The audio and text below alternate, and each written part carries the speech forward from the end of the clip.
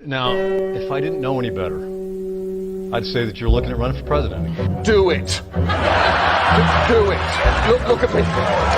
Do it. I will personally write you a campaign check now on behalf of this country, which does not want you to be president, but which badly wants you to run. I am officially running for President of the United States, and we are going to make our country great again. There's not going to be a President Donald Trump. I think that man will be president of the United States right about the time that spaceships come down filled with dinosaurs and red cake.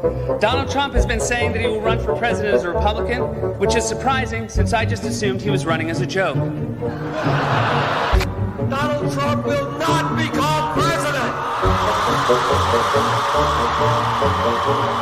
I continue to believe Mr. Trump will not be president. Donald Trump will never, ever be president. Moderator, but apparently believes that Donald Trump is a clown. President Obama will go down as perhaps the worst president in the history of the United States! Exclamation point at real Donald Trump. Well, at real Donald Trump, at least I will go down as a president.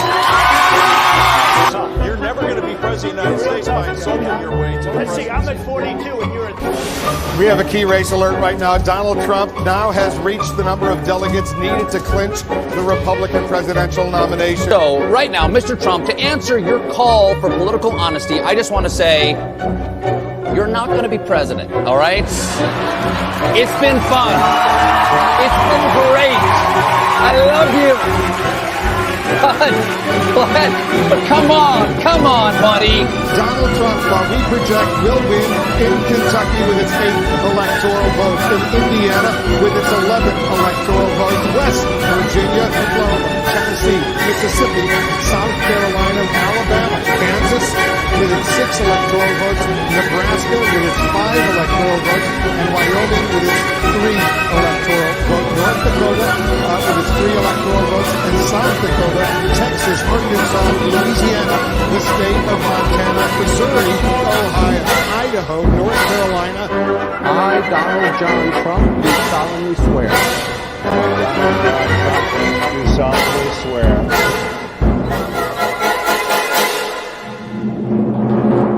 Together, we will make America great again.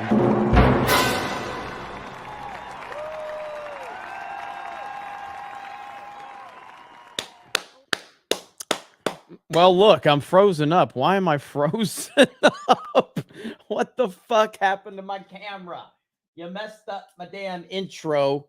Holy shit. All right. Nothing's working. There. Hello, everyone. Welcome to CobraCast 199. I am your host, D-Day Cobra, and I am happy to see all of you here tonight. That was funny. It wasn't an internet issue. It was not an internet issue. It was a complete boomer moment from yours truly, your favorite YouTuber, the greatest streamer that is going live right now on this channel. There's no one that can compete with me on this channel, on this particular channel. I am the greatest streamer on this channel at this particular time with this hat, with this shirt, with these topics. Got to specify it because that's about all I'm good at. But hello, everyone. Welcome in. Yes, we have a great show. I know that the 47th president of the United States of America just got done with a speech, and he is en route to another speech right now. We'll keep an eye on that. And of course, if the chat really wants me to react to that or watch that live, we can certainly do that. We got a lot to talk about. Titanfall 2 with members. I mean, Irish Jedi. If we have a good enough CobraCast, we might just run some Titanfall 2 afterwards. We will see. You guys know how much I love me some Titanfall 2. I've also been playing F-Zero 99, which is just insane. It's so much fun, but Titanfall is where my heart and soul belongs. Greatest FPS ever, in my opinion. But who all we got here in the chat? Who all we got here? Oracle of Doom just dropped a super chat. CK Win is in the house. Joseph is here. Beaky is here. Roman in the house. Beef Supreme. Keenan is in the house. Keenan, you want me to make you happy, Keenan? You want me to, Keenan? I'm gonna make Keenan happy. I'm gonna bring someone in to make Keenan happy for a moment. Here you go, Keenan. There you go, Keenan. There. Say hello to Keenan. Hi, Keenan. Hi, chat. Hail the 199. All right, there we go. Guess who else is here? My nerdy home in the house. Steph is here. Holy crap, we got all the ladies. We got representation here on CobraCast. All right, there we go. All right, bye, ladies. Bye. They're here, so if you guys have any requests, talk to the ladies. Also, Eric K and Jay Hellstorm. I don't want to bring those guys in here because, I mean, how could you handle something as beautiful as Hailstorm and Eric? Come on now, don't want to make the ladies feel bad by bringing, Hailstorm and Eric in here. But Hayden Wayne just dropped 10 gifties. Hayden Wayne. Dom H. Oh my goodness. Oh my goodness. Dom H. just dropped a hundy. It says, my first hundy ever, and you should be the first person to get it with all the content you provide, whether it's Mario Kart, CobraCast, Tuesday Night's Main Event. Thank you so much. You guys keep me up late, especially when I need to get up for work at 3 a.m. on the next day. Dom, thank you, man. I appreciate you. I appreciate your bro. You guys are awesome people. It was cool meeting you guys. And yeah, man, that is awesome, brother. So thank you. That tells me you enjoy what we're doing. And that's the best compliment you can get is just like people enjoy what you're doing, what you're saying. That's the best feeling in the world. So I really appreciate it, man. And it's an honor to be the first one that you have given the hundy to. Magnum Norse for 20. When the sun goes down, the MAGA force comes out. Hooty hoo. That's right. Thank you, Magnum Norse. How the hell are you, brother? Alan Tanasi says, you said my last name correct last time. Why did the koala get pregnant? Her teacher told to do an essay fully scanned in. A chola? Koala? Cola? What is this? Cola? Did I say that right? I don't even know what the fuck that is. Chola? All hail the 199. I don't even know what I'm saying. Chola. My bad. I messed that one all up. I know. I thought he messed. So when you're reading the super chats, sometimes you have to make up words so like he says, her teacher told to do an essay. It's told her, but there's no her. So I'm filling in the gap. So sometimes when people, I think, misspell words, I try to correct the word. I fucked that one up though. But there you go. My bad. I messed a racist joke up. My apologies. I've never said anything that would be deemed offensive. So I wanted to try to stay away from that because we here at G&G CobraCast, we don't say anything offensive. We don't like to say things that can make people feel uncomfortable. I would never do any of that, which is why Jed is part of this team, because Jed has never done anything to make anyone feel uncomfortable ever. So I like how I got complimented for getting his last name correct, and then I fucked up the super chat. Welcome to CobraCast. Daniel says Disney Plus is $199 a month. The $199 will rule the world. Hail the mighty D-Day Cobra. Thank you so much. Appreciate that. Yeah, if you guys don't know the stuff on Jed, he's probably laughing right now because I'm bringing it up. He's probably face palming, but Jed created a little bit of firestorm for us. A little bit, this was earlier. Moose Chuckle says, thank you to whomever paid my membership. I missed whoever did it, but thank you with the USA flags. Hell yes. And look, man, we got the best community in the world here. A lot of people say that. We actually have the numbers to prove it. We do have the best community ever. So I really appreciate all of you guys. Gray Talon says, way to go on the member message. Thank you. K Road. So this is one that I can't say, so I just say K Road. I just say K Road. I love Trump, but I wish he would have told Megyn something like, we did the best we could with the information we had at the time. I would change things if I could do it over again. P.S. Contra. Yeah, so we're going to talk about the Megyn Kelly interview. There's a lot of simps out there that are really taking a couple of lines and a couple of answers and trying everything they can do to keep DeSantis relevant. That's not going to work, guys, and this is why you're struggling to even stay in second place. And how desperate they are. They've gotten so desperate that's where we are now. They've taken like this one little thing that Trump said. Oh, look at how he answered, and I can't support this man. Like it's so crazy. It's like, okay, fine. Trump had a bad answer. I'm supposed to stop supporting Trump because he had one bad fucking answer on something. I'm supposed to stop supporting Trump because there's one thing that I might disagree with him on. You people are fucking retarded. It's so unbelievable how their minds work. Hey, Jeremy, what do you got to say here? Trump had an answer that's probably not good. Okay. And am I supposed to stop supporting Trump because he had one thing that he said that wasn't great? Wow. Okay. That just shows how insane you are. And it's crazy, man. It's absolutely wild. They are so mad. Trump has got the biggest lead we have ever seen for a Republican at this stage, and it's not even close. And you guys are pulling one little soundbite from an interview, and so suddenly that massive lead is supposed to just disappear now? Are you kidding me? Oh my goodness, man. Worcestershire sauce. There, I got it, Doug B. Worcestershire sauce. If I didn't work in the grocery business all of these years, I wouldn't have not known what that was.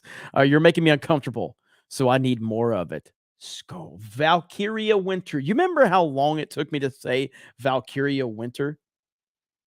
Valkyria Winter. It took me about 7 CobraCast, I think, before I could learn how to say Valkyria Winter. Let's see. Yo Pops for 50. Hey, Jeremy, just wanted to show support. Geeks and Gamers and CobraCast is the only channels I will throw money to. And thanks for sharing the story of the beginning of Geeks and Gamers. I needed some motivation to never give up. Hail the 199. Hail the snake pit. Hell yes. Hey, man. I appreciate that. And yeah, I mean, I try not to repeat myself a lot, but I end up repeating myself a lot because when you're on the internet and you're trying to, you get new viewers in and you want to kind of give them the same rundown, but the people that have watched you for a while, they're like, oh my God, I've heard this story so many times. And it's just the same song and dance sometimes. I totally understand it. But for the new people that come in, you want to kind of explain to them the whole process. A lot of people that found this channel at first didn't even know about Geeks and Gamers. So, I want them to know about Geeks and Gamers. Joseph. Oh, thank you, Yo Pops. I appreciate that, brother. Joseph just dropped 20 gifted memberships. Look at that.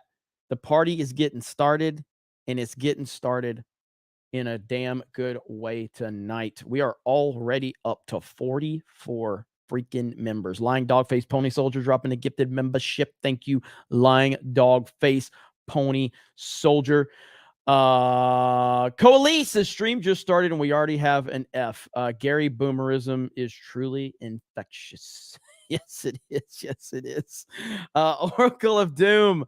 Trump 2024. Hail Cobra Commander. Hail the Snake Pit. Hail the 199. Long live America. Thank you. Man, you guys are hyped tonight. Are we hyped? Are we hyped? Let's get that melee button smashed. And I intentionally did not put anything in the title. So again, we're kind of back to where I used to experiment with not putting anything in the title because the algorithm, I just wanted to put CobraCast 199 because I've been doing this long enough to know how the algorithm works, but I like to test it out and see. So I was going to put like reacting to President Trump, interview Megyn Kelly or something like that. But I was like, no, I'm just going to put CobraCast 199 in the name, and we're just going to see what happens. We're just going to see what happens. So that's where we are with it. So we'll see how it goes. Donnie Danko. Donnie Danko's in the house. Donnie Danko knows the 199 story, but he's probably wanting me to reiterate it for everybody here. Has the algorithm been working for you with just CobraCast 199? We hit like 1,900 viewers the last stream, and I believe I only had it at CobraCast 199. I think that was the stream title. So it's been working okay. And we'll see what happens tonight. But you guys make sure you just smash the melee button if you don't mind. Simple request from a simple man. I'll give the quick little version of 199. So 199 was something that was created by our chat, and as far as I'm concerned, it simply just means individuality. The 199 represents people being individualist and never apologizing for your opinions, whatever your opinions are. You don't apologize for shit. We don't take nobody's shit, and we're not apologizing for it. We respect you if you respect us, but we ain't putting up with no bullshit, and we ain't here to apologize for your fake offended feelings. So here's how it all started. It's gonna be great. I can't wait for that. Hold on. I got to address someone in the chat here. We got Awesome Guy. Awesome Guy. What's up, Awesome Guy? Celebration cringe. Are you retarded? Star Wars Celebration has been a thing since 199. 199? I don't know who the fuck you are. I just got this stream on my recommended for some reason. Stop being reactionaries. Well, Awesome Guy. I'm sure the chat's going to love you. But Awesome Guy, if you want Star Wars Celebration cringe, I am here. I'm here to give that to you. Don't fucking worry. 199. 199. Since 199. None of the chats. All right. It's been around for almost 2,000 years, ladies and gentlemen. All right. So like any good streamer, well, I guess in our little world, we're just gonna meme whatever you say or do to us. We're just gonna meme your insults. We're gonna meme pretty much anything you throw our way, because that's just how we handle things, because that's how normal people handle stuff. Also, the scan in was another one. Someone that didn't like us got into the chat, and again, far be it from me to tell you how to use correct grammar or spelling or anything like that, but if you're going to insult us, make sure you spell properly, because we're going to use it against you. That's just how we roll. So we had some guy come in and said that I'm scanning people in to, he meant to say scamming, but he said scan. I can't remember the exact word he said, but he meant to say scam, and he said scan into the 199 cult, and so we took that and ran with it now. So now it's scan in. That's just how it is, man. We know how to meme. Doug B for $45.47. 199. You know what we are, though? I just got, thank you, Doug. Appreciate you, brother. By the way, you sent me a message, Doug. I actually accepted the messages on Twitter. You'd sent me a message, something to do with Spectrum. I guess you sent me an email. But I did get the message over there on Twitter. So thank you. But Steiner Math said this, and I really do like this. I think this is a good one, because like the 199 represents like all G&G, all, the whole thing. We got CobraCast, G&G, whatever. But I like Steiner Math called us the 47th Battalion of the 199 here at CobraCast. We're the 47th Battalion of the 199. I think that's pretty fucking cool. I like that. 47th Battalion right here. That's what CobraCast is. That's good. That one's good. What you guys think? You like that one? I like that one. Just adding more to it.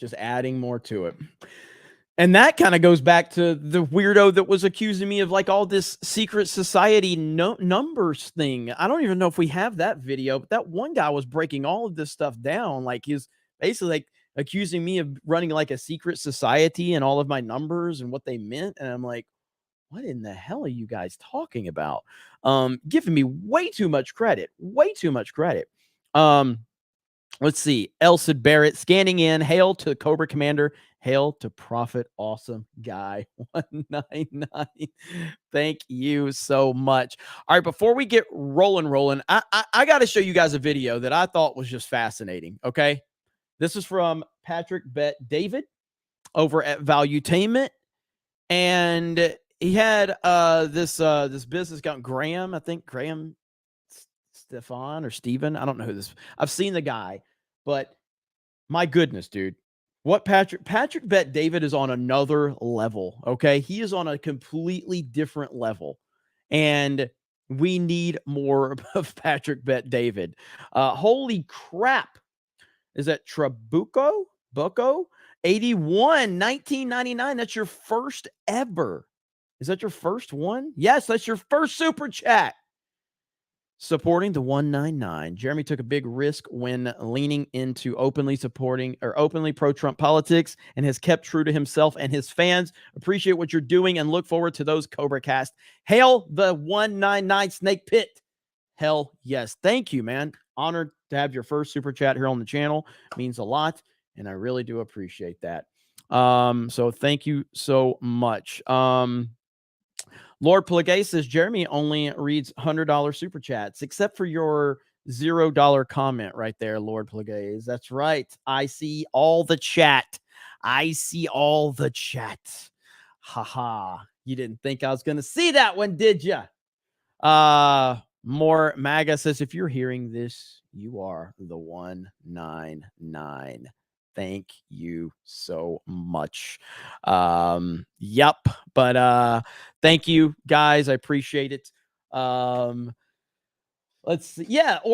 Oh man, look. Ordinary average Jeff just dropped 100. Ordinary average Jeff just dropped 100. Are you kidding me? Holy crap. See, there's Lord Brugge there. I'm getting to it, bro. There's that I'm getting to it. Just tuned in. What did Trump say? We're gonna talk about that momentarily. We're gonna talk about that one more momentarily. Project Egg Roll. Project Egg Roll. Project Egg Roll. You want me to say that? Ryan's not here. I could get Ryan to say it, but oh man. Look at that. See, look at what a bad host I am. Jessica dropped $250.47, and I didn't even get to it. All right. I'm sorry, Jessica. Thank you so much. All right. Let's Patrick Bet David. This is fantastic. This is phenomenal. This video, I want this video to go mega viral. All right. Mega viral. Watch this. We're going to break this down. We're going to have a discussion. So if you have to choose which of the two things to put in school, and you have to have one of them, which one will it be? You ready for this technical question? Yeah. Would you rather have your kids have to learn about God and pray every morning and do pledge allegiance to the flag, but they don't get LGBTQ learning, you know, all the different sexes and all that stuff? Or would you take God out of school and add they have to learn about what it is to be gay, lesbian, bisexual, queer, trans, and they have to know at an early age because it's part of us being free and not being discriminatory? Which of those two would you want your kids to learn about, and you have to give up the other one? No, I think it's a pretty easy answer. That's a pretty easy answer, chat. I believe the answer would be God for me anyway. Maybe you're different. That's fine. But he's asking a point blank question. Simple answer. I feel like there has to be a balance because you don't want to be oppressive. Or let's say your kid is gay. You don't want them to feel like they can't be accepted and they can't be themselves. But at the same time, there's got to be some sort of. You got to pick one of them. You got to pick one of them. Come on, Grant. I don't know, man. Okay. I don't. So that's a problem. But that's a problem. Yeah. And the reason why that's a problem is the following thing. Are you gay? Me? No. What do I need to do to convert? Yeah, I'm listening. What do I need to do to convert you into being gay? I don't think you can. You don't think I could convert you to being gay? I don't think so. Okay. Yeah. So let me ask you this. Who converted you into getting a real estate license? I did. Who influenced you though? How did you learn about real estate? Saw a TV commercial for $1 Million Listing. Perfect. That kind of got in my mind. And you were influenced to be a realtor. You weren't born with wanting to be a realtor. Correct. Bingo. Yeah. Did you get it? Let me explain to you what I mean by this. Sure, please. So stats came out that shows which generation is the gayest generation of all. That's part of the LGBTQ community. Do you think you care more about what I think at this age or when you were 14 years old? Definitely 14. No problem. Me too, right? So do you think it's easier to convert you in a way of thinking at 14 or 33? 14. Of course, right? Okay. I became a Christian because somebody talked to me about it. I got into insurance because somebody influenced me to get into insurance, okay? I got into bodybuilding because I was influenced by Arnold Schwarzenegger. I went to Santa Monica Community College because I was influenced because that's where Arnold went. I got into doing YouTube because I was influenced by other creators that I saw that ultimately were disappointed me because I was once a fan of them. And then they basically told me that I was a bigot and a racist and my opinions on movies didn't matter because I was a Trump supporter. And that influenced me, to his point. Influence. Somebody influenced you, right? 4 generations, 5 generations. Traditionalist, you got the boomers, millennials, Gen X, and you got Gen Z. You ready? Traditionalist, 0.8% of are gay.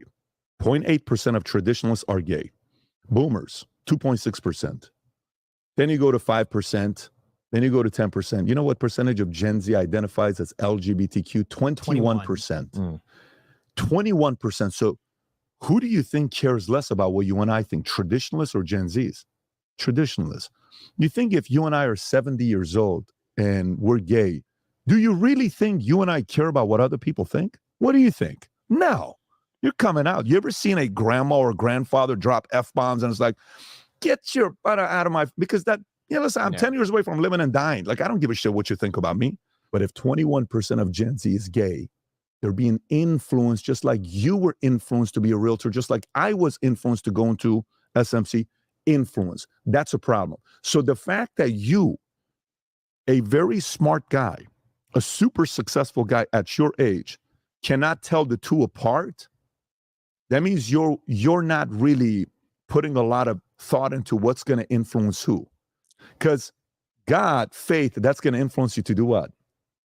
Complete different thing. Don't you think that some of that, though, is a bit of that overall people are on somewhere on a spectrum? And if you're, let's say, a 2 out of 10 or a 3 out of 10, that maybe you're more open about that, whereas in other generations you weren't. And perhaps it's somewhere in the middle. No, I think LGBTQ is a religion. And you choose which religion you want to be in front of your kids. Okay. Dude, Patrick is just brutal with it, and I love it. He's brutally honest. And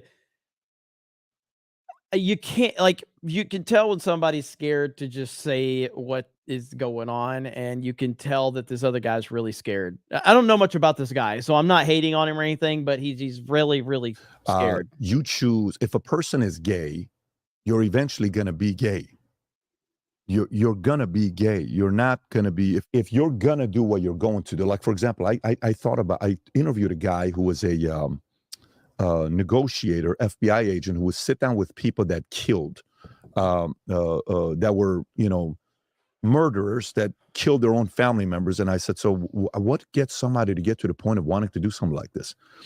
And he explained how there's a difference between what you're born with, what you're influenced with, and then to take the action, right? There are some people that are born who are dark human beings, period, that they enjoy it. They're born that way. If you look at the Iceman, I don't know if you've ever seen interviews of the Iceman. Have you ever watched interviews of Iceman? Yeah. That guy is cold, and he enjoyed what he did. What percentage of the world is like that? What would you say? 0.1%? Okay. So are we going to say, no, he was influenced to be that way? There had to be a darker person in his life to get him to be that dark. No, he's born that way. Okay. Are some people born gay? Maybe. Okay. But if we take 1,000 gay people, what percentage of them are gay because they were born gay? What percentage of them are gay because they were influenced to be gay? or life influenced them to be gay? That's a real question we have to talk about. I understand it's a very uncomfortable I thing. think it would be just attraction. Who are like I am attracted to certain people and a certain type. I'm not attracted to another type. No problem. So I feel like that would be the same thing with gender. I'm it's like if you're attracted to men or women, that would be Graham. Yeah. Do you think you need to learn how to give a blowjob to another boy at 11 years old? No. That book is in schools, recommended teaching by many teachers in America. Boom. I mean, just an absolute slam dunk right there. Just a massive slam dunk by Patrick Bet David. One more time. I feel like that would be the same thing with gender. It's like if you're attracted to men or women, that would be Graham. Yeah. Do you think you need to learn how to give a blowjob to another boy at 11 years old? No. That book is in schools, recommended teaching by many teachers in America. Do you think that's a problem? Sure. Do you think it's a better usage of my time to learn how money works? Yes. Or how to please another boy at 11 years old? Right. So then you have to decide your values and principles between the two. I think these values being taught to kids, are kids typically more liberal or conservative? Liberal. Liberal. Are you kidding me? I'm all liberal. Like, let's try drugs. Let's try this. Let's break the law. Let's break this. Hey, let's sneak into the swimming pool, have the cops chase us. Hey, let's test this out. We're liberal, right? Mm-hmm. So we don't need to teach more liberal policies to kids. They're going to do shit. We're going to do stuff. We need to balance it out with what? With this, okay? So now watch this. Do you think rich, greedy people who have a lot of money, do you think they need to be taught more conservative stuff or more this stuff? Liberal stuff. What do you think? Do you see how this is working out? So to me, it's the other way around. I think we've mixed it up. So be understanding. This guy's 28 years old. He's gay. No problem. I got plenty of gay employees. I have plenty of lesbian leaders in my company. Plenty of them. And see how my relationship is with them. You chose to do that as an adult. Salute. A couple of them were here yesterday. Just watch how they hug me when they see me. Mm-hmm. We love each other. We have an incredible relationship. Then later on, we need to learn and say, hey, man, can you be a little bit kind to these people? Dude, relax. They just see things in a different way than you do. All good. I think we need to give conservative values to kids when we're liberals. And I think we need to inject a little bit of this when we're older, successful, to be a little bit more understanding. I think the education is out of whack. You know, maybe the LGBTQ stuff can be taught to people that are older to be a little bit more gentle to them. But so you're asking a question. I'm going to go back to it. God is one of them. What's being taught in school is one of them. Not enough money, finances is one of them. The way we turn our heroes into, who the hero-making machine is in America is a problem. Today, we recognize complainers. Today, we recognize who posts more naked pictures on social media, gets the most likes. Today, we recognize that more than somebody like you is responsible, makes his own money, works his tail off. You seem very kind, you seem humble, you seem likable, yet you're doing your research, yet you're willing to talk to people. So we've confused kids on who the hero today is. Oh my God, poor person, look at this person. They came out of the closet at 14 years old. Let's do 28 articles on them. But that 14-year-old kid who made $28,000 independently, it's whatever, it's not a big deal. But let's highlight this person. What are you doing? Which one do we need more for society? More people coming out of closet or more 14-year-olds that are making $28,000 on their own? We're turning the wrong people into heroes, and it's confusing the F out of kids. So to me, those are things that we've been doing that's kind of messed up America a bit. So if you like this clip and you want to watch another one, click right here. And if you want to watch the entire podcast, click right here. So that's Patrick Bet David over at Valuetainment. I'm sure mods will be able to drop a link to his channel. Please do that. He's awesome. I'm a huge fan. I've been watching him for probably about a year now, and he just keeps getting better and better and better. And I love the guy. I absolutely love the guy. Let's see. Alan Tennessee says, sorry for the racism. I'm Mexican, so you get a pass. I got Steph here too. So Steph, do I have you and Alan giving me the pass, so we're good? So we should be fine. We should be fine. Thank you, Alan. I appreciate you, brother. And again, over on Rumble, I see my Rumble peeps. You guys are awesome. Be Mo Better just became a monthly subscriber over on Rumble and dropped 5 and says, here, have some Cobra Cash for the cause. Let's go Rumble. Hail the 199. Hey, listen, What I want to see, and here's the deal, okay? Because I love Rumble. Rumble actually, they're sending us for Geeks and Gamers. They're sending us one of their the award for 100,000 followers. Because if you collect all of our Geeks and Gamers channels, we're well over 100,000 followers over there. So they're giving us one of those awards over there. So that's really cool. And I'd love to build up my D-Day Cobra channel over there. So yeah, shout out to you guys. I appreciate it. And I love all the support over there we're getting. Obviously, I love you guys here on YouTube. Wherever you're supporting is definitely appreciated. So I just want you guys to know. I know you feel neglected at times over there, Rumble, but I've got your whole chat pulled up. Chris has got the chat pulled up. We're keeping an eye on all of those. So thank you so much. And Lost Tales is calling me gay over in the Rumble chat because of course Lost Tales is doing that. What else? What else would you expect from Lost Tales? Let's see. Lover of Green says, why do Nerdrotic and Geeks and Gamers use Tom Hanks' derp face for thumbnails? Did Tom Hanks say something stupid or what? Example, the woke Hollywood is dying videos. Tom Hanks looked like he's high. By the way, hail to the 199. So there was Tom Hanks. There was this what I think has been proven to not be true story about him moving to Greece because the something age of consent or something like that. I'm not sure. That's like younger over there. I can't remember what the exact story was, but I think there was no proof of it actually being true. But then Ricky Gervais did the roasting of a lot of these Hollywood nut jobs in his monologue, and when he said something specifically about maybe it was Harvey Weinstein. I'm not sure. Tom Hanks made that face, and it became this massive meme.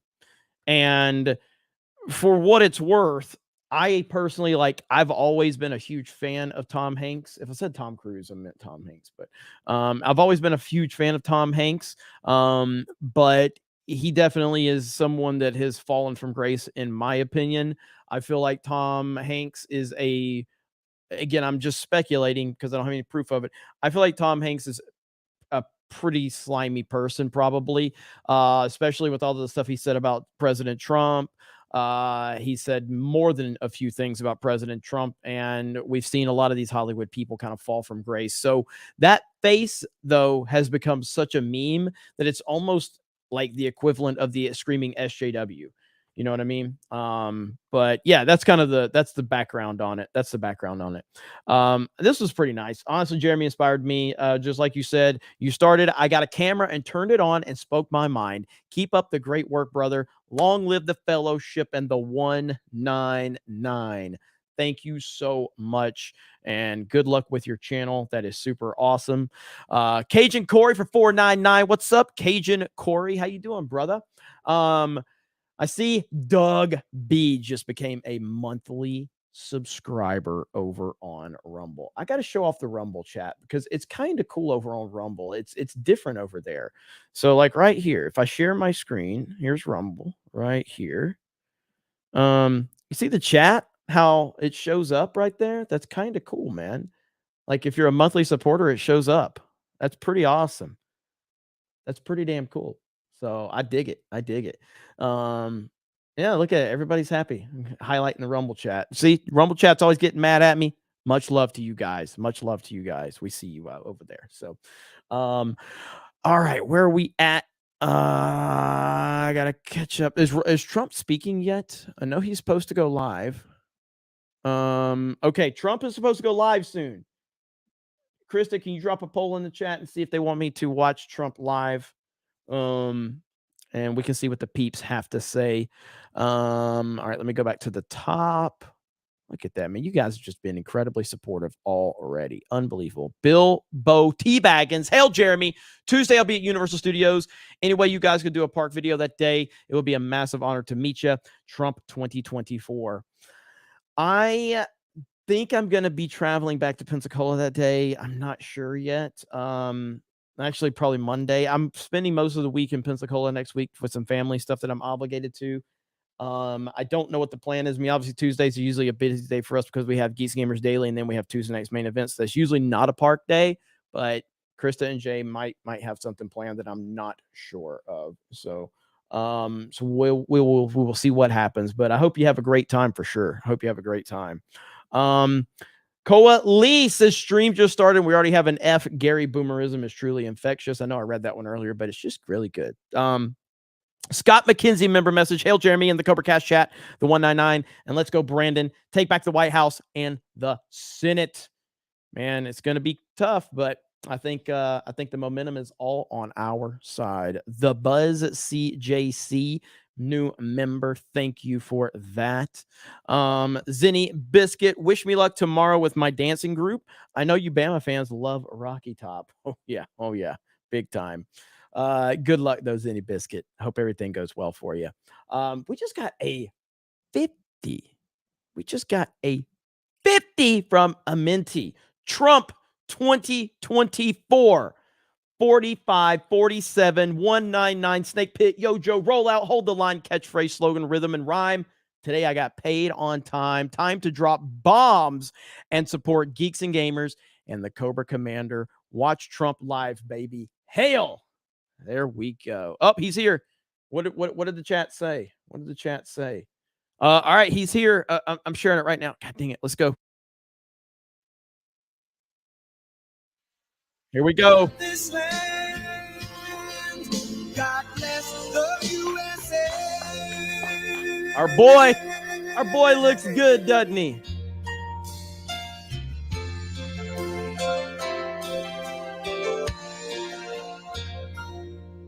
From the lakes of Minnesota to the hills of Tennessee, across the plains of Texas, from sea to shining sea, from Detroit down to Houston and New York to LA, where there's pride in every American heart, and it's time we stand and say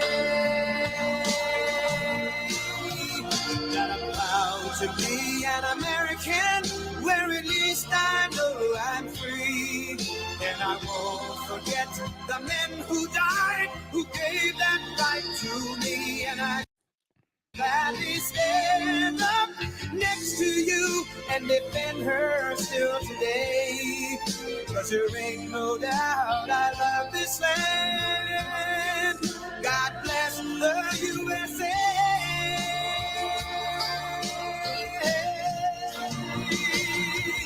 And I'm proud to be an American, where at least I know I'm free. And I won't forget the men who died, who gave that right to me. And I gladly stand up next to you and defend her still today. 'Cause there ain't no doubt I love this land. God bless the USA.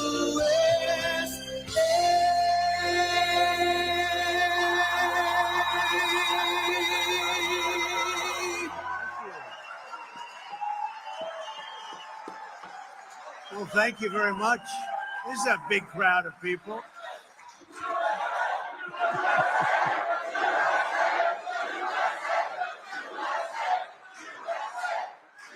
Well, thank you very much, and I'm thrilled to be back with so many great American patriots, which is exactly what you are, who stand for our freedom, vote for our values, and pray to Almighty God.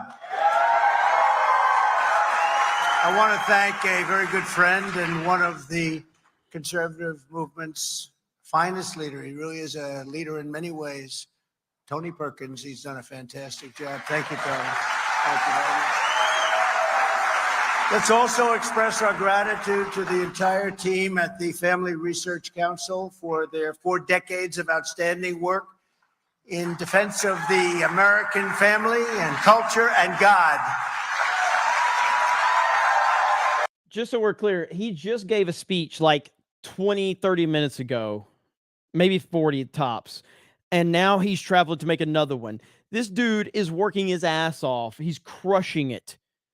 And he's essentially, you have nobody, do you have anybody running? Where's Jim? I think he's not got anybody even wants to take him on. He's going to get it without a fight. Can you imagine? Where is Jim? Thank you, Jim. Thank you, Jim.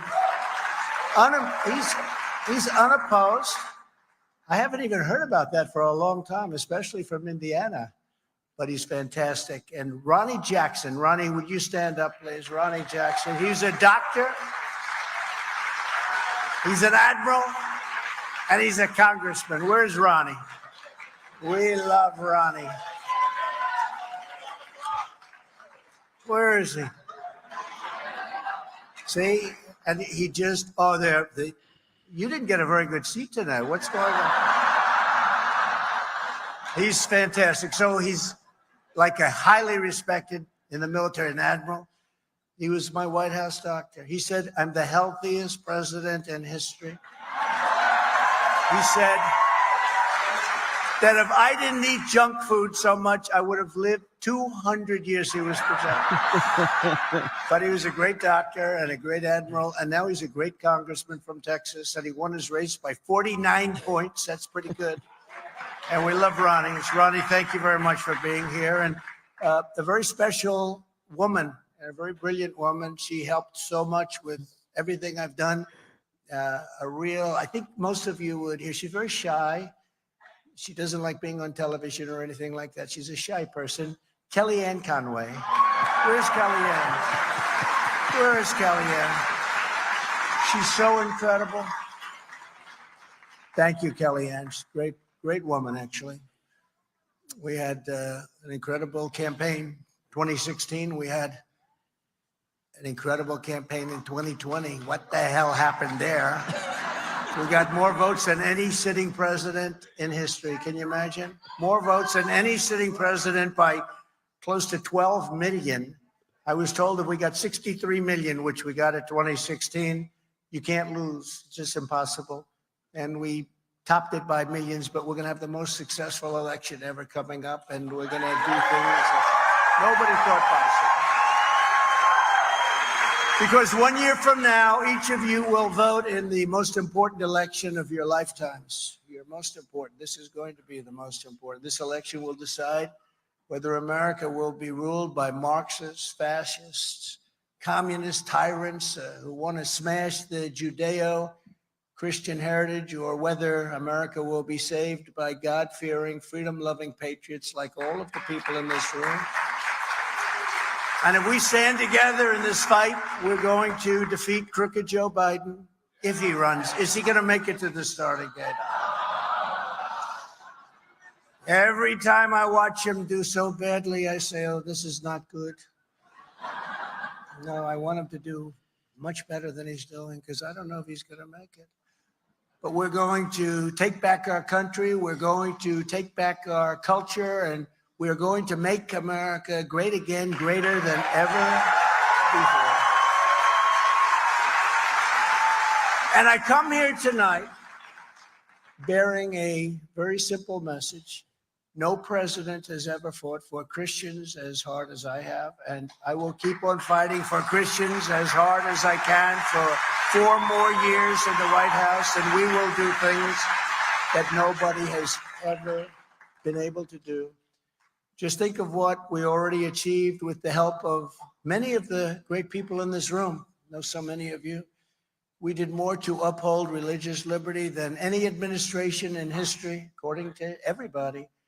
I fearlessly protected the religious freedoms of doctors, nurses, teachers, and faith groups like the Little Sisters of the Poor.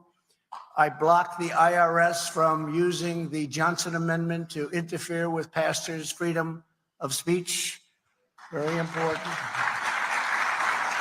Very important. I stopped Barack Hussein Obama's hateful and bigoted assault on faith-based adoption and foster care services, and I restored your right to help those beautiful children find a loving family. I took historic action to defend the religious liberty of students in public schools and on college campuses, so important. And I was the first president to convene a meeting at the United Nations to end religious persecution worldwide. We did that. As president, thank you very much. As president, I stood proudly with our friend and ally, the State of Israel.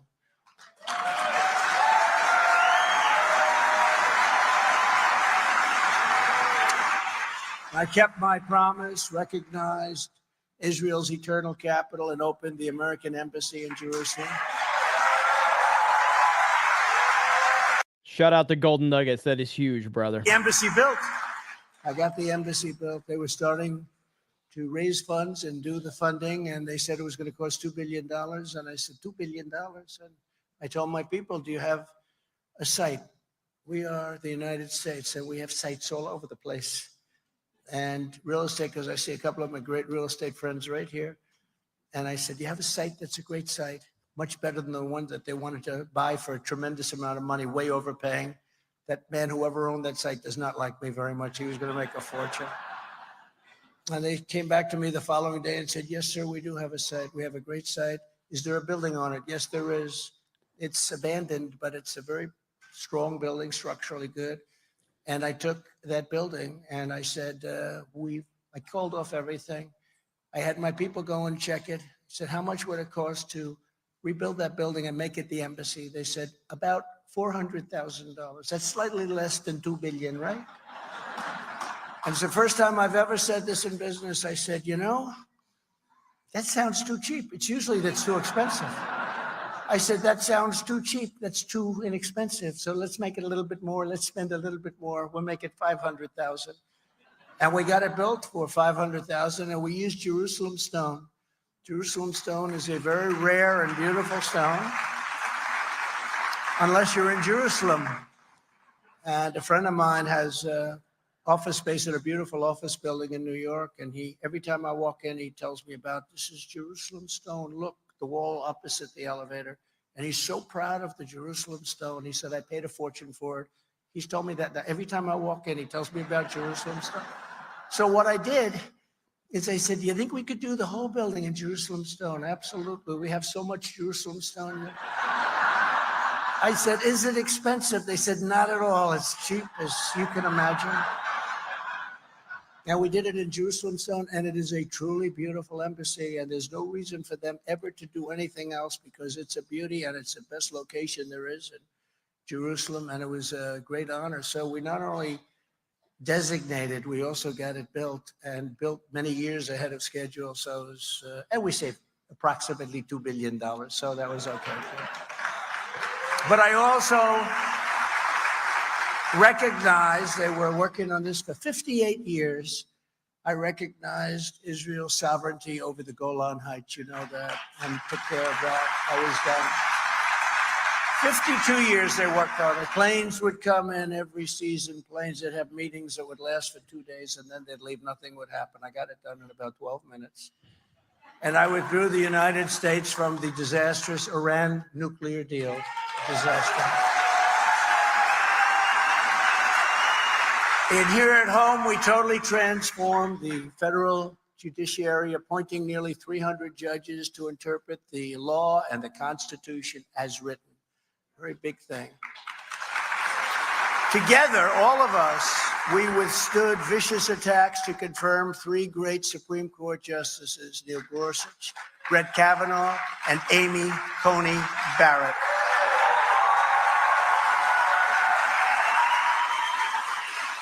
And I'm also very proud to be the most pro-life president in American history. Very proud.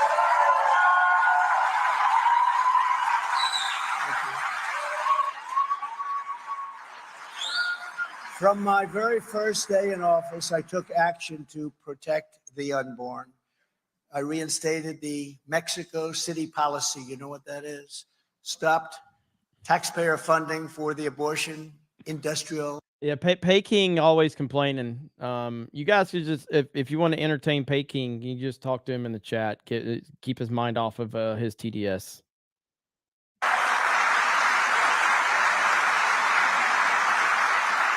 They all said they're going, but they never got there. 1 year ago, in a victory that conservatives had been seeking for exactly 50 years, those Supreme Court justices, together with others on the court, ruled to end the moral and constitutional atrocity known as Roe v. Wade.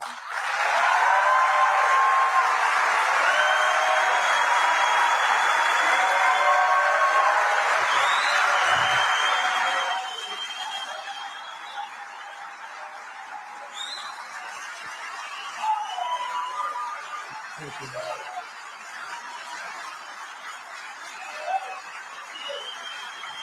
Thank you very much. So now pro-lifers have a tremendous power to negotiate, which they didn't have at all before the ruling. They had no power. They could do anything they wanted to the unborn. No power. You had nothing. You had no seat at the table. This moves the issue back to the states, which all legal scholars wanted on both sides. They wanted it to go back to the states. And like President Ronald Reagan before me, I support the 3 exceptions for rape, incest, and the life of the mother. And again, that's a decision that you're going to have to make for yourself, and you have to go by your heart and what you feel.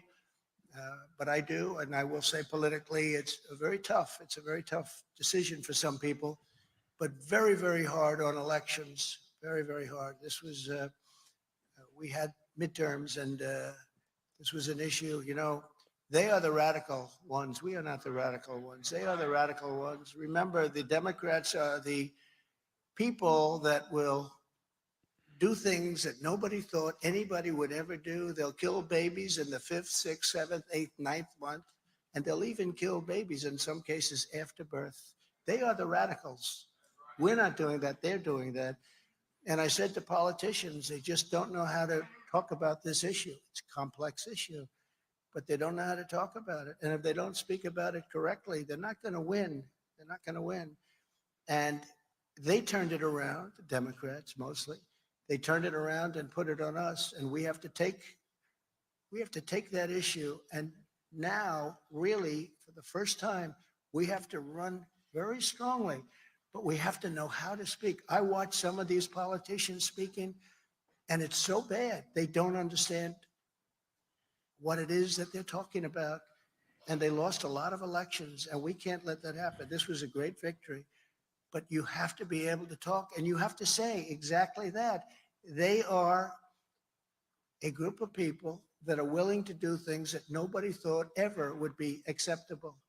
In other countries, many other countries, it's not acceptable. Just this week, Kamala Harris, did you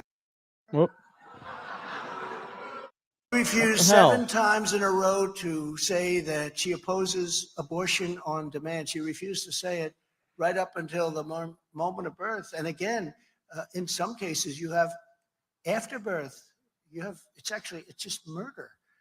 After birth. And you have, in some cases, legislation. If you remember the former governor of Virginia, he got up, Michael Jackson, remember his wife said he was going to do, he got into a lot of trouble, and he was going to imitate Michael Jackson moonwalking. And his wife said, no, don't do it. And she saved him a great embarrassment. But he talked about the baby is born. And after the baby is born, we talk to the mother and we make a decision on what to do. This is after the baby is born. And people have to understand what's going on. But now you have this tremendous power to negotiate something, and something will be negotiated because we have to bring our country together on this issue. Something's going to happen. We had to get rid of that. We did it from many standpoints, including every single scholar. Everybody wanted it to go back to the states. And now we can win elections on this issue, but it's very delicate, and explaining it properly is extremely important. Many politicians who are pro-life do not know how to properly discuss a topic which is so important to the people in this room and so important to millions and millions of people in our country. You know, that polls 51-49, and it goes both ways. It's been that way for many years. Sometimes pro-life, it's 51, sometimes it's 49, but it's been this way there are other issues, by the way, that haven't been. They started off there, but now they're issues that have been settled.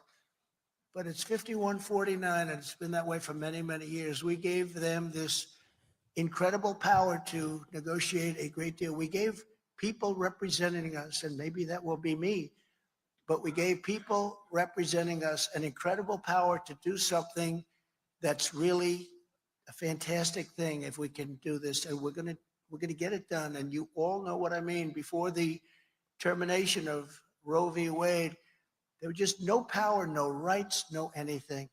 So we're going to do something because done properly, our nation, after 52 years, can finally come together. It's a very important thing for so many different, from so many different views. And just in finishing on that, and I think it's extremely, it's something we have to say, and something has to be said. We have to know how to deal with that issue properly. And again, you have to follow your heart. You have to follow your beliefs. You have to follow God. But it's an issue that we have to get resolved in our country.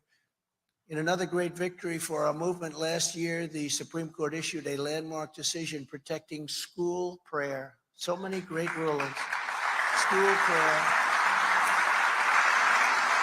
And just a few months ago, the justices also ruled to do something that I never thought you'd see ever. You know, we're a merit-based country, and they put forward a decision where we have merit-based education again, so that if you are the hardest working student, and if you have all A's and you did well on your boards or whatever you have to do to get into school, somebody with C's and C pluses and B's aren't going to be taking your place.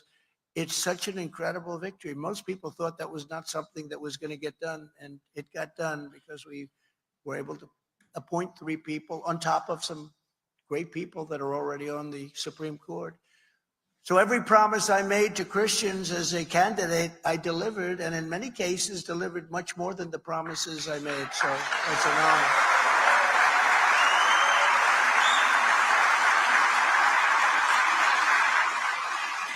Through 4 magnificent years, I was proud to be your relentless champion for freedom, for life, for liberty, and for the great biblical traditions of Western civilization. And that's what it is. These are great, great traditions. I was honored to get up every single day and do battle on your behalf. Oh, I did battle. You probably read about some of those battles. I'm still doing battle, doing more battle than anybody even understands. But I wanted to and had to stand up to the communists, the Marxists, the atheists, and the evil and demonic forces that want to destroy our country. They're destroying our country. I took their fire and I did it gladly. I'm protecting the people in this room. I'm protecting the people of this nation. And I have to tell you, it's not easy, but it's something that's such an honor to be doing. It's no wonder. Thank you.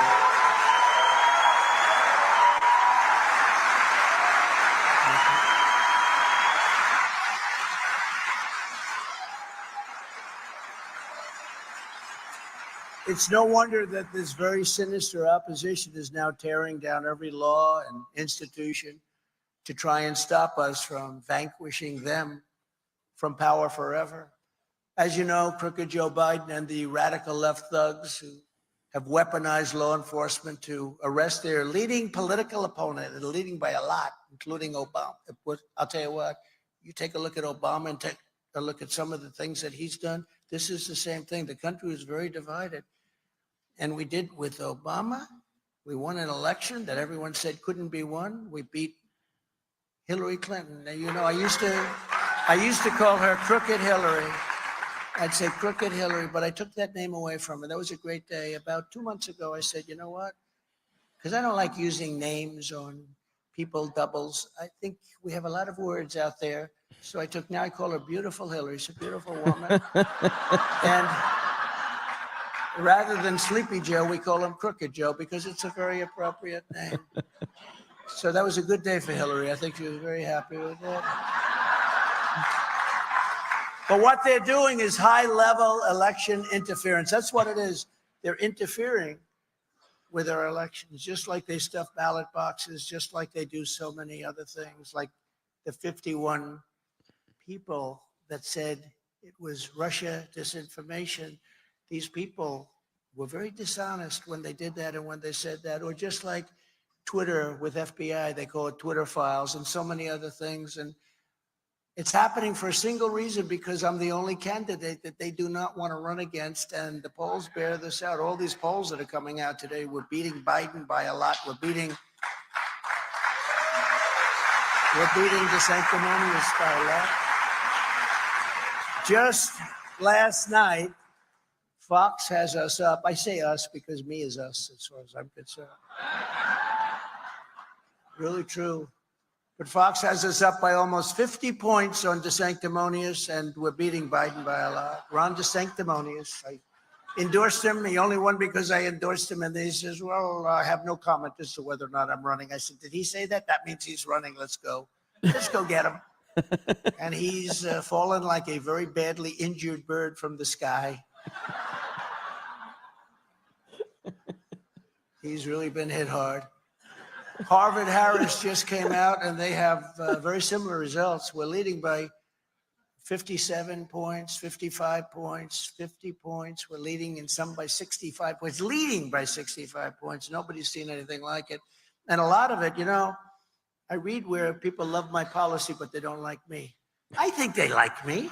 What's not to like? You get the job done.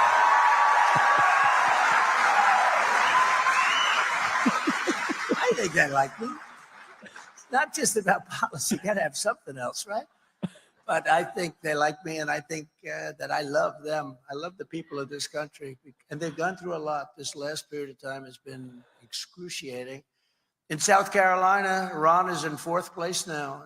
I'm leading by 35 points, but you have a senator, you have a governor running from South Carolina, great state. We're leading by a lot. But Ron has actually dropped to 4th place, and he's dropped to 2nd place in other states. And it's pretty amazing what's happened. It's a beautiful thing to watch. Oh, I shouldn't say that. We have religious people. I should not be saying that, right? But religious people want to win. We want to win. And we want to win because we're going to do a great job for the country. We have to finish what we started.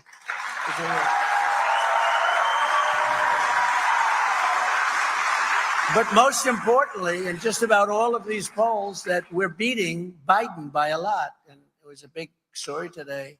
A lot of great stories being written. And do you remember in 2016 and 2020, I talk about the polls, but only if I was doing well. If I was doing poorly, I wouldn't talk about it.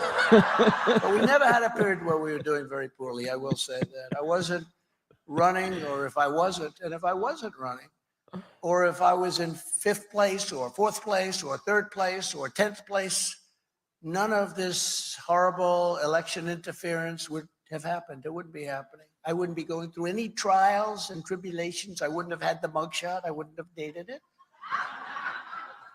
That shot has been something, hasn't it?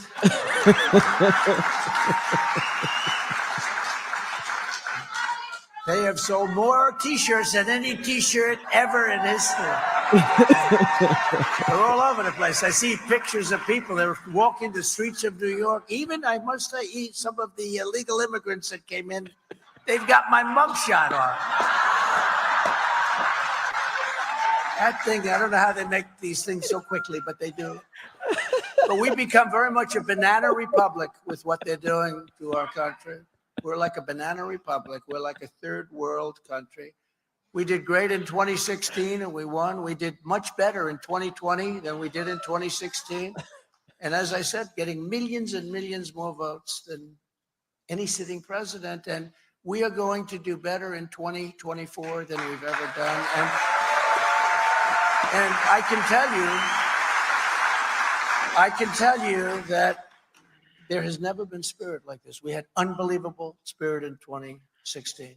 We had more spirit, even more spirit in 2020. We got many more votes, close to 12 million more votes. That's unheard of. When you think that we set the all-time record for a sitting president. And they told me that 2 great pollsters, Fabrizio and McLaughlin, they told me that if you get 63 million, which is what I got in 2016, if you get that, there's no way you can lose. We got 12 million more and we lost. We didn't lose. It was a rigged election. So they rigged the presidential election in 2020, and we're not going to allow them to rig the presidential election in 2024. We're not going to be allowing that. Not going to allow it. We'll lose our country. We're not going to have a country. Every time the radical left Democrats, Marxists, communists, and fascists indict me, I consider it a great badge of honor because I am being indicted for you. Thanks a lot. I appreciate that. Our great First Lady who's watching. Look at all of the media back here, the fake news. But she's watching. She said, "You're taking a lot of bullets." I said, "That's okay. We're doing it for a great country. We can't lose our country. We're close to losing our country." As an example, today, we had this prosecutor, deranged Jack Smith. Has anyone ever heard of him? I wonder what his name used to be. Jack Smith. Sounds so nice, doesn't it? He's a deranged individual, and he wants to take away my First Amendment rights. They went to court to get an order that I can't speak. Now, you got to understand, I'm the leading candidate by 50 points, and I'm leading Biden by a lot. And they want to see if they can silence me. So the media, the fake news, will ask me a question. I'm sorry, I won't be able to answer that. How do you think we do in that election? So we're going to have a little bit of a fun with that, I think, because that's a tough one. Can you imagine? So Jack Smith for a beard of shame? We have this incompetent president put somebody in to I think so. Hailstorm. There's your pick right there. Before. And what this does, it sets a tremendously bad precedent, because you look at what's happened with this. Now, if I win, and let's say somebody comes along on the Democrat side and they're looking very strong, I can call my attorney general, I guess. Am I allowed to call him and say, you have to indict him on something? Just find anything. You can indict him for anything you want. Just indict him. And then, for the most part, when you get indicted, you know what you do? Ladies and gentlemen, I have decided to leave office immediately, et cetera, et cetera. I will be spending more time with my family. Do you ever hear that speech? Like hundreds of times. I'm the only one that ever got indicted where my poll numbers went through the roof. What the hell is going on? I'm the only one. It's never happened before. Never happened before. But they want to take away our First Amendment rights. That's going to be an interesting one. But never forget, our enemies want to stop us because we are the only ones, and they know this, that can stop them. They want to take away my freedom because I will never let them take away your freedom. That's what they're doing. They want to silence me because I will never let them silence you. It's the way it works. And in the end, they're not after me, they're after you, and I just happen to be standing in their way. I'm in their way. You can tell that pretty easily. The truth is, the radical left is coming after all of us because they know that our allegiance is not to them. Our allegiance is to our country and to our Creator. And they know that, and we know that. As many of you have heard 2 weeks ago in an outrageous attack on Christians everywhere, the Stalinists and the Biden administration. And I'm not sure it's him because I don't think he knows where the hell he is. It's the people that surround him. They're smart and they're vicious and they're sick. But I'm not even sure it's him. And I don't know if he gets to the gate. I don't know if he's going to get to the starting gate. But these Marxists and Stalinists and the administration got a Washington, D.C. jury to convict 5 pro-life activists who are now facing up to 11 years in prison for simple acts of protest. You read all about it, you hear all about it, and you talk all about it. Under Biden, others are being sentenced to 10, 15, and even 20 years in prison for retribution for their political beliefs, while Antifa and other groups burned down cities like Portland, like Minneapolis. They went into Seattle. What they did in Seattle was they basically took over a big percentage of the city. They kill people, they loot, they plunder, and they go free. The political repression is immoral, and it's very, very un-American, and it's very dangerous for them to be playing that game. To reverse these cruel travesties of justice, tonight I'm announcing that the moment I win the election, I will appoint a special task force to rapidly review the cases of every political prisoner who's been unjustly persecuted by the Biden administration.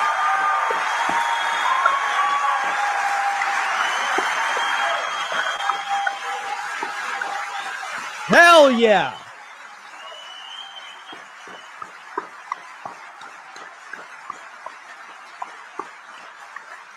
Thank you. Well, you know what's going on better than anybody, so that I can study the situation very quickly and sign their pardons or commutations on day one. I want to sign them on day one. I want to see what's going on. It's a horrible thing that's happening. 22 years, 18 years, 10 years. It's a terrible thing. There's never been a thing like this happen in our country. Never again will the federal government be used to target the religious believers, and that's what they're doing. They're targeting many people, but also, and in particular, religious believers. Americans of faith are not a threat to our country. Americans of faith are the soul of our country. Very important. They're the soul of our country. When I'm reelected, I will totally obliterate the deep. And I'm going to do this. We fired Comey. We fired a lot of these characters from the FBI. But boy, that deep state is deeper than we thought. Then we had COVID come in, and we had to focus on that. And we did a great job on that, as good as it could be, considering nobody knew what it was. The dust from China came in from the Wuhan lab. I said that right from the beginning. It turned out that was right. I took a lot of heat. It didn't come. It came from caves that were 2,000 miles away with bats. Then they blamed Italy. It came from Italy. Then they said they blamed France. They blamed everybody. Then they even blamed the United States, and we wouldn't let them do that. The horrible destruction of lives and what this did to the world. $50 trillion in damage, it's estimated. $50 trillion. And we're going to get to the bottom of it. When I'm reelected, I will totally we're going to obliterate the deep state, the corrupt agencies. The corrupt agencies will be defunded. The domestic spying will be halted. The real criminals will be investigated, and the rogue bureaucrats will be escorted right out of these beautiful federal buildings that we own all over the place. But all of that is only the beginning. Here is just some of the agenda that I'll immediately implement when we become the 47th president of the United States.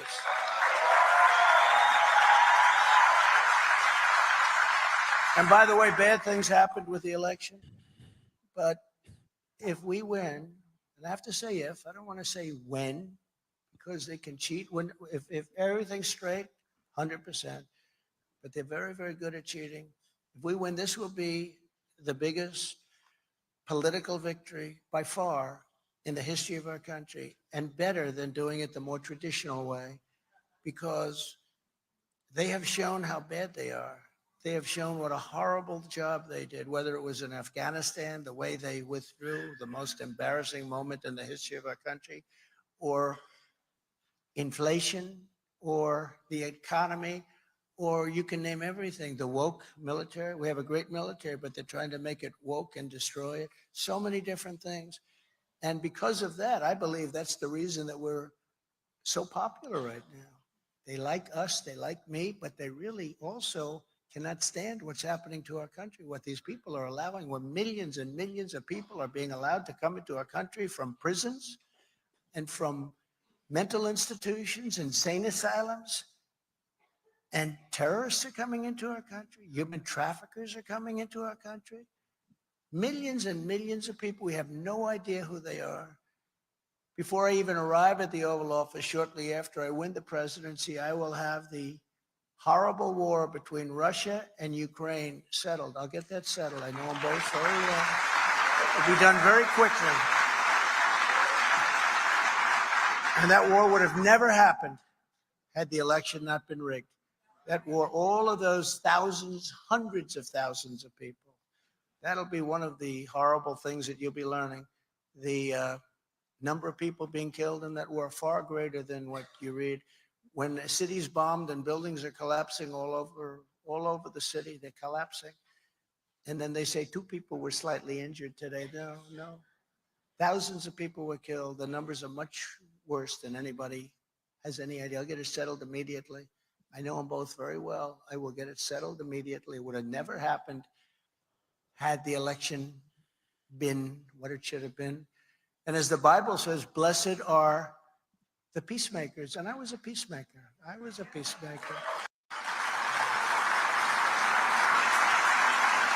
We got out of Syria. We got out of Iraq.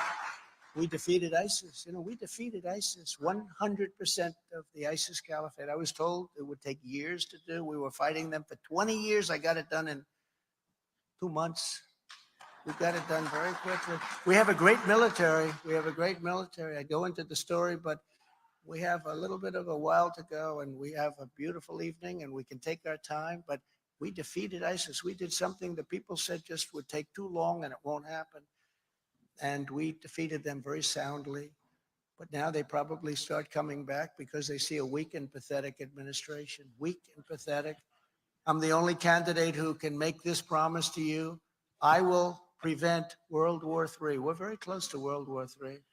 And this won't be army tanks running against each other and shooting each other. This won't be airplanes flying in the air. These are weapons of mass destruction. These are weapons of destruction that the likes of which nobody has ever seen before.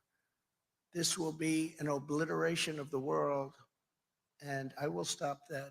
And we never had a problem. You never read about it until recently. Everything is being done wrong. Everything is being said wrong. They don't know what they're doing. But we're very close to a world war. And if we have a world war, it'll be destruction like nobody's ever seen before, far greater than World War I or World War II, because the weaponry is so powerful, so horrible and powerful. I will stop the disaster known as Bidenomics, which stands for inflation, taxation, submission, and failure. What it is. Tremendous inflation. You know, inflation, if you look at it over the years, I went to the Wharton School of Finance, and I studied a lot of economies over the years. And when you look at inflation going back hundreds of years, any country that has inflation is a country killer.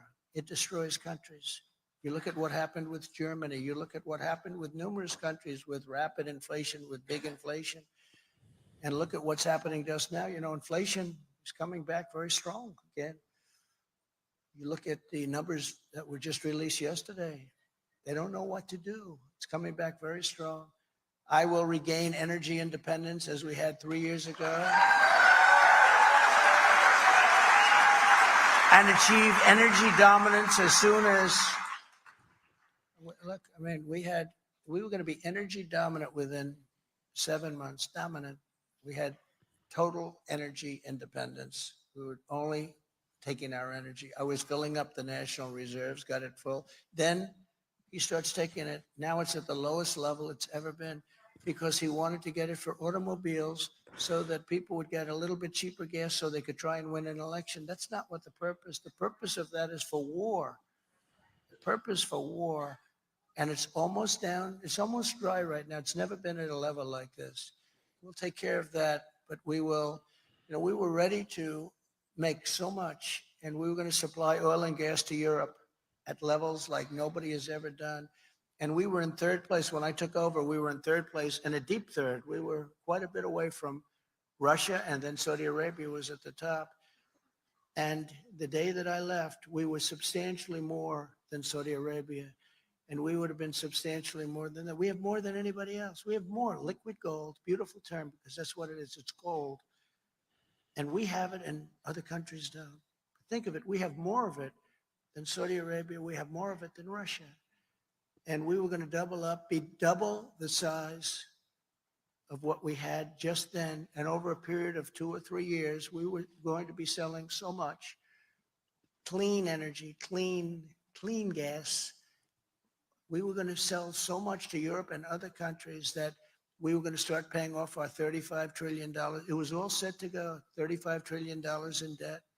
And we were going to start paying it off. We were going to do further tax reductions. We got you the largest tax reductions in history, if you know that, bigger than the Ronald Reagan reduction. We got you the biggest regulatory cuts in history, and that's what created the greatest economy in the history of the world. We had the greatest economy in the history of the world. You look at the numbers. I watch them today. I was watching Larry Kudlow, and he was comparing us with Biden and with other times and other presidents. And There was nobody close to what we did. We did something that nobody was able to do. You know, we gave big tax cuts, and yet we took in much more revenue. Nobody thought that was possible. We took in much more revenue with the big tax cuts, and companies were now incentivized to bring trillions of dollars back into our country. I will always protect Medicare and Social Security for our great seniors. Ron DeSantis is not going to do that. He fought it. He wanted to fight it. He went after Social Security. Upon my inauguration, I will terminate every open border policy of the Biden administration and commence the largest deportation operation in American history. We have no choice. This is not sustainable. You don't have to know very much to know. I looked at Tucson, Arizona today. Did you see that? Thousands and thousands of people all over. People walk out of their house, they say, what's happened to our beautiful place? But this is in many towns and cities all over. Look at New York City. But, you know, you see New York, but you don't see other places so much. And it's happening like that. Much worse, actually, much worse. This is not sustainable. No country can sustain it or financially can sustain it. Nobody could possibly sustain something like this. And they're putting young children into schools who don't speak any English, and they're in school. Nobody is there to teach them. They're sitting in class. They don't understand anything that's going on in the school. It's a horrible situation, and it would have never happened. And it should. We had the strongest border in history. Now we have the worst border in the history of the world. There's never been a third world country that had a border like this, ever. There's never been anything like it. We built nearly 500 miles of border wall. You know, they like to say we built 57 miles. No, we built over 500. In fact, if you look at the various government statistics, we did a great job. And I had to fight Paul Ryan. I call him Paul Rhino. But I had to fight Paul Rhino, and I had to fight Mitch McConnell, another beauty. And I ended up taking the money out of the military. I said, it's an invasion. I'm sorry. And we built 500 miles of wall, which is what it is. It's an invasion. And then was ready to do another. We had already the wall built, and we were going to add another 200. I wanted to do 5. We did 5. I was going to add another 200. We built it. It was all set. All we had to do was erect it. Very simple. Could have been done in 3 to 4 weeks. And then we had the election situation, and they took over. And they actually took it away and put it in faraway places. And Texas wanted to buy it and put it up, and they wouldn't sell it to them. And Arizona wanted to buy it and put it up, and they wouldn't sell it to them. But we got Mexico to give us 28,000 soldiers free of charge. That was an amazing thing. I went to the State Department. I said, Mexico has to do this. They have to do this. And they said, they'll never do it, sir. I said, yes, they will, 100%. And we had a little negotiation with Mexico. And I said to them, listen, if you don't do it, they said, no, we're not going to do it under any circumstances. And I happen to like the president of Mexico, even though he's a socialist, but you can't have everything, right? I like him. He's a good man, but he's a little different than my way of thinking. And I said, no, you're going to do it. And I met with their top representative, and he sort of laughed at me when I said, you're going to give us 28,000 soldiers free of charge. And he said, no, we're not going to do that. I said, here's the story. I have in front of me a piece of paper, and the paper says very strongly that on Monday morning at 7 o'clock, you're going to be charged 25% tariffs on all of the cars that you're sending into the United States. You know, they took 32% of our automobile business prior to us getting there, 32%. They send millions of cars in. They said, we're going to tax you 25% and 25% on every other product you sell into the United States. And he said, sir, do you mind if I make a phone call?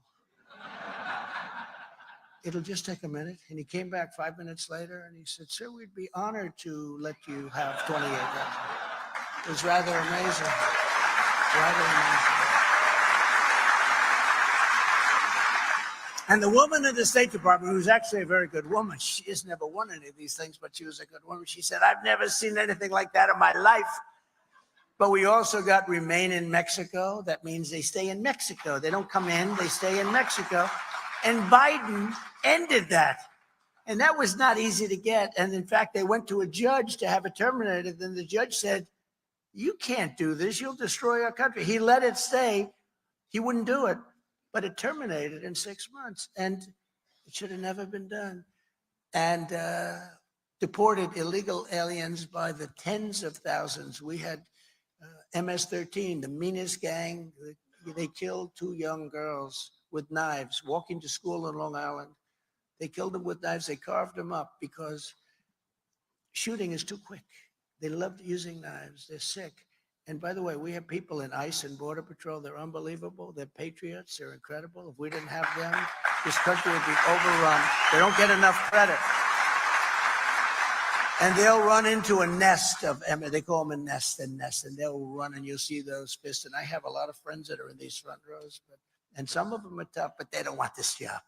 This is not for them, I will tell you. But these guys are tough and smart and incredible patriots, and it's a very dangerous living, but they do an incredible job. We took them out by the thousands and thousands. And when I first came, I said, no, we have to bring them back to their country of origin.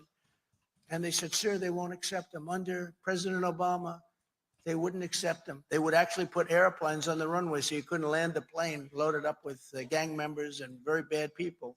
Prisoners came into our country. And I said, how much money do we give these countries? Sir, $750 million a year. That's a lot.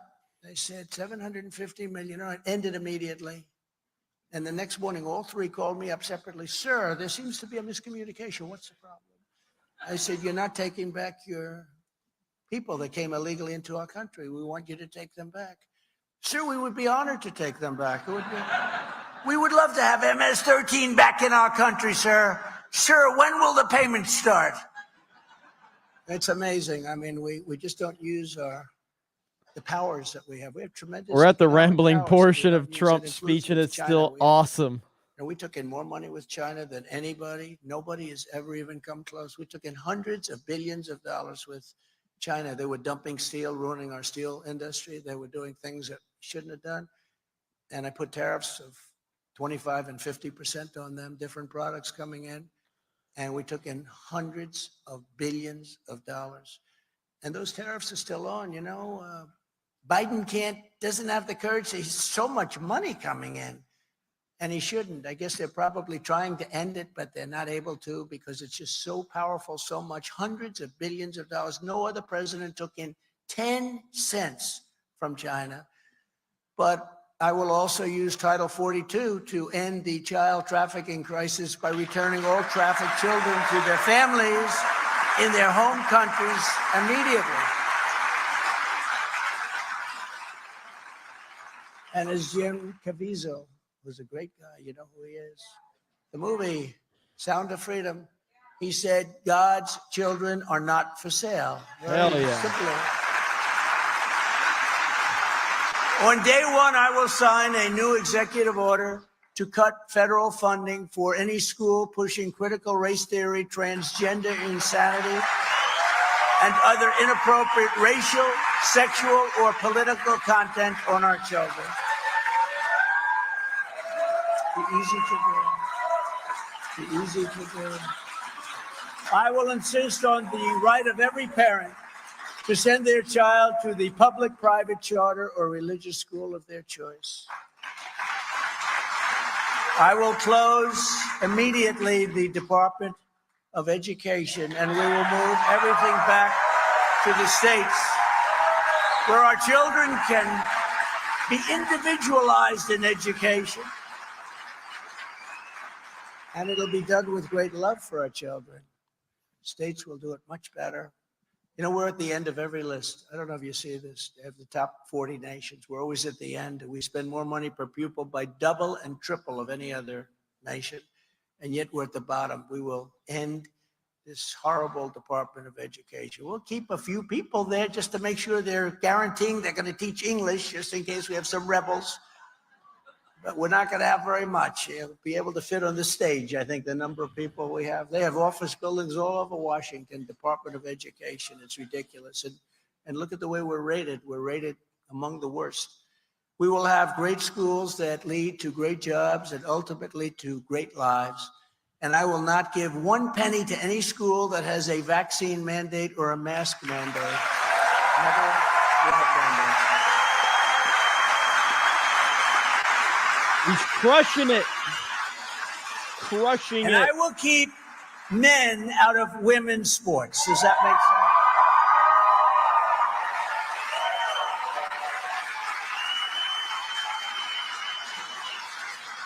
Last week they had a weightlifting contest, and a young woman was fantastic. She was a champion.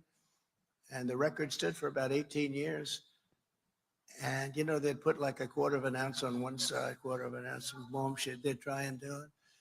The record was beaten by like 150 pounds by a person that had the operation, went in, lifted the weight. And that's a record that's going to stand for a long time. But this is something where they were dealing in ounces, and the record was massively, I mean, just massively shattered. It's so crazy to think about this. It's so crazy what's happening. You look at these swimming records, they're being obliterated. They're being obliterated. And to think that we have to actually justify this, who would have thought 10 or 15 years ago that we have to say this?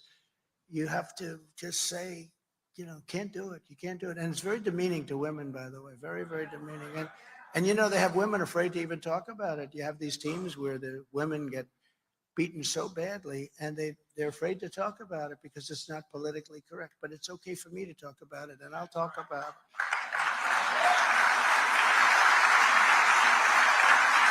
And another thing, and probably number one on my list, who would believe that I have to say that I will sign a law prohibiting child sexual mutilation? Think of it, sexual mutilation in all 50 states.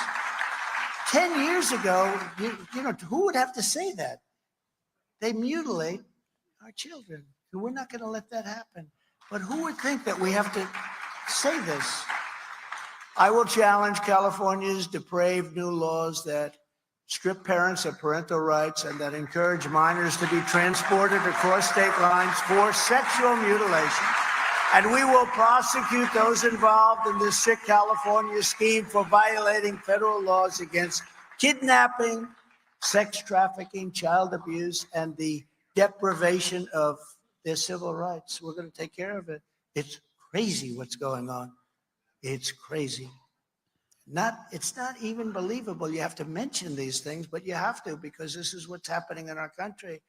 I will once again appoint rock-solid conservative judges to do what they have to do in the mold of Justices Antonin Scalia, Samuel Alito, a great gentleman, and another great gentleman, Clarence Thomas. These are great people.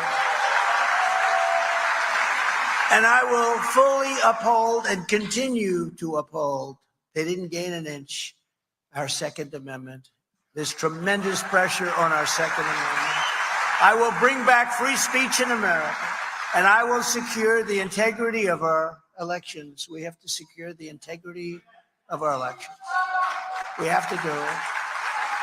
This is what we must do to restore our country to greatness. We want our country to be great again. We had a great country, and over the last fairly short period of time, really did badly with Obama too, I have to tell you. We had to change a lot of things, but you take a look at what's happened to this country in a short period of time. Look at what's happened over the last 3 years. For nearly 250 years, our nation has been propelled by the power of prayer and guided by the hand of God in heaven. It was faith that led the pilgrims across the perilous seas of Plymouth Rock. They came to Plymouth Rock, and that was a long, arduous, and deadly journey. It was faith that moved our founding fathers to change history forever and proclaim that our rights to do not come from anywhere other than from our Creator. And it was unflinching faith that inspired generations of pastors and patriots, chaplains and soldiers, farmers, workers, laborers and pioneers to make America the greatest country in the history of the world. Music. Heck yeah, here we go. It's powerful now.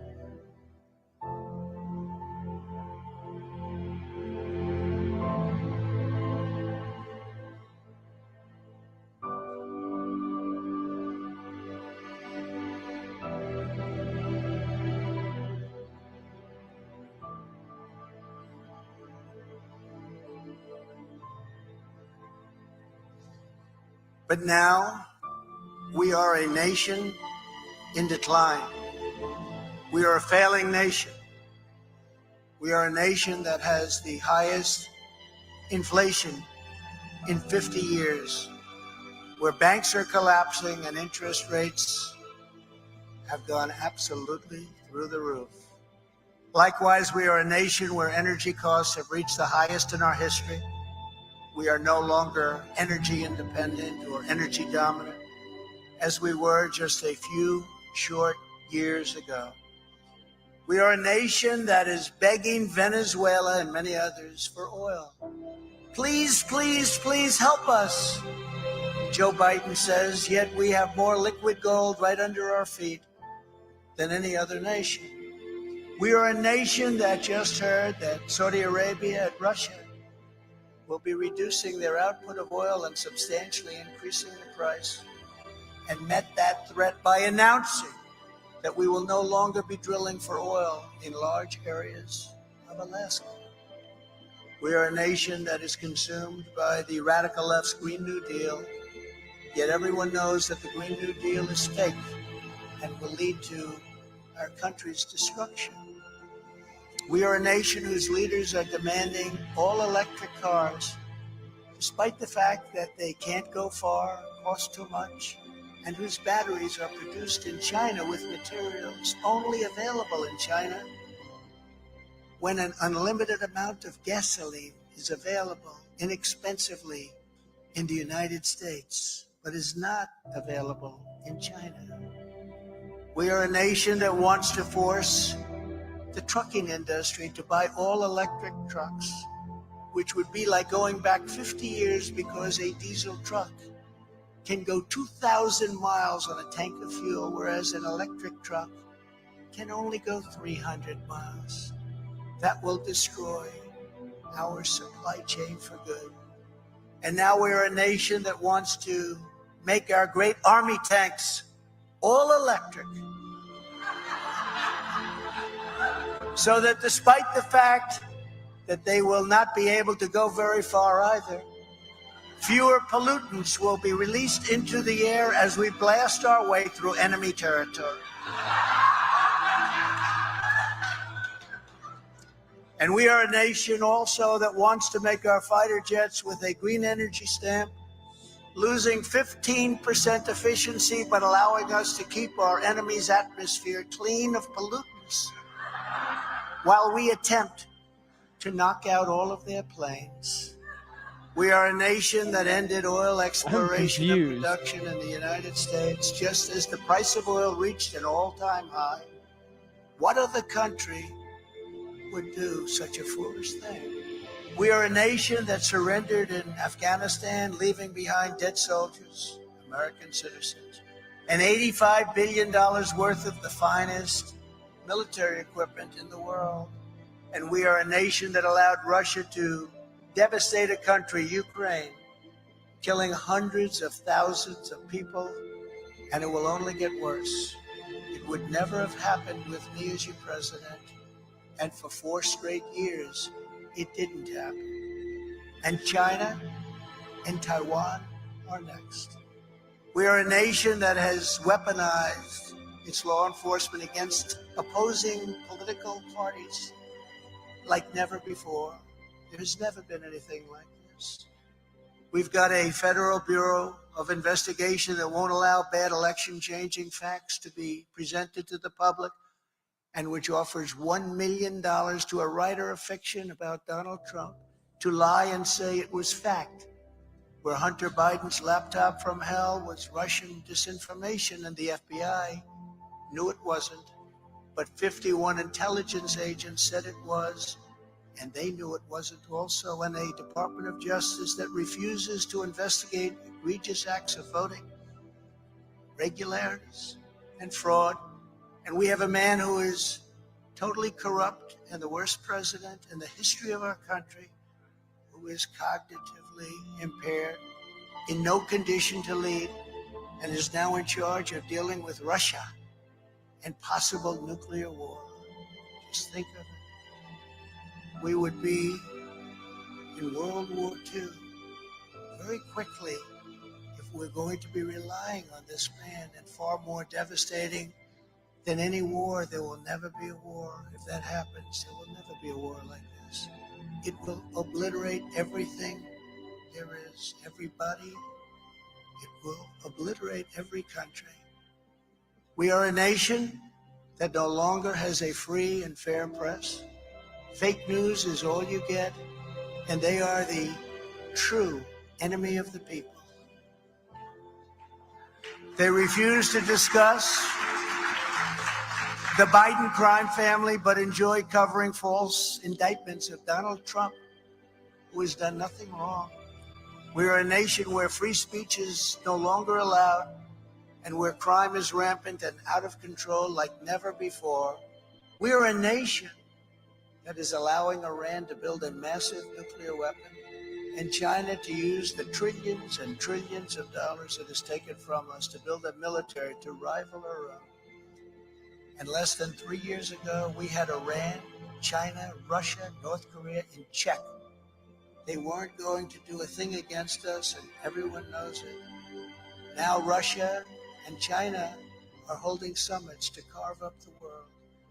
And perhaps most importantly, we are a nation that is no longer respected or listened to on the world stage. We are a nation that in many ways has become a joke. We are a nation that is hostile to liberty, freedom, and faith. We are a nation whose economy is collapsing into a cesspool of ruin, whose supply chain is broken, whose stores are not stocked, and whose deliveries are not coming, whose educational system is ranked at the very bottom of every single list. We are a nation where large packs of sadistic criminals and thieves are allowed to go into stores and openly rob them, beat up and kill their workers and customers, leave with armloads of goods, but with no retribution, where the authority of our great police has been taken, where their families and pensions have been threatened, and their lives would be destroyed for the mere mention of the words law enforcement. We are a nation where fentanyl and other forms of illegal drugs are easier to get than formula for our beautiful little babies. A nation whose once revered airports are a dirty, crowded mess. You sit and wait for hours and then are notified that the plane won't leave, and they have no idea when they will. Where ticket prices have tripled, they don't have the pilots to fly the plane, they don't have qualified air controllers, and they just don't know what they're doing. We're a nation that has lost its confidence, it has lost its willpower, and it has lost its strength. We are a nation that, quite frankly, has lost its way. But we are not going to allow this horror to continue. 3 years ago, we were a great nation, and we will soon be a great nation again.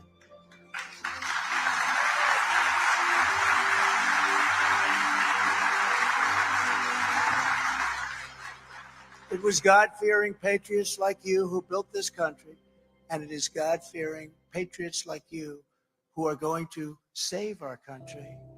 2024 is our final battle. With your support in this election, we are going to finish what we started. With you at my side, we will demolish the deep state. We will drive out the globalists. We will cast out the communists. We will throw off the sick political class that hates our country. We will rout the fake news media, and we will drain the swamp once and for all.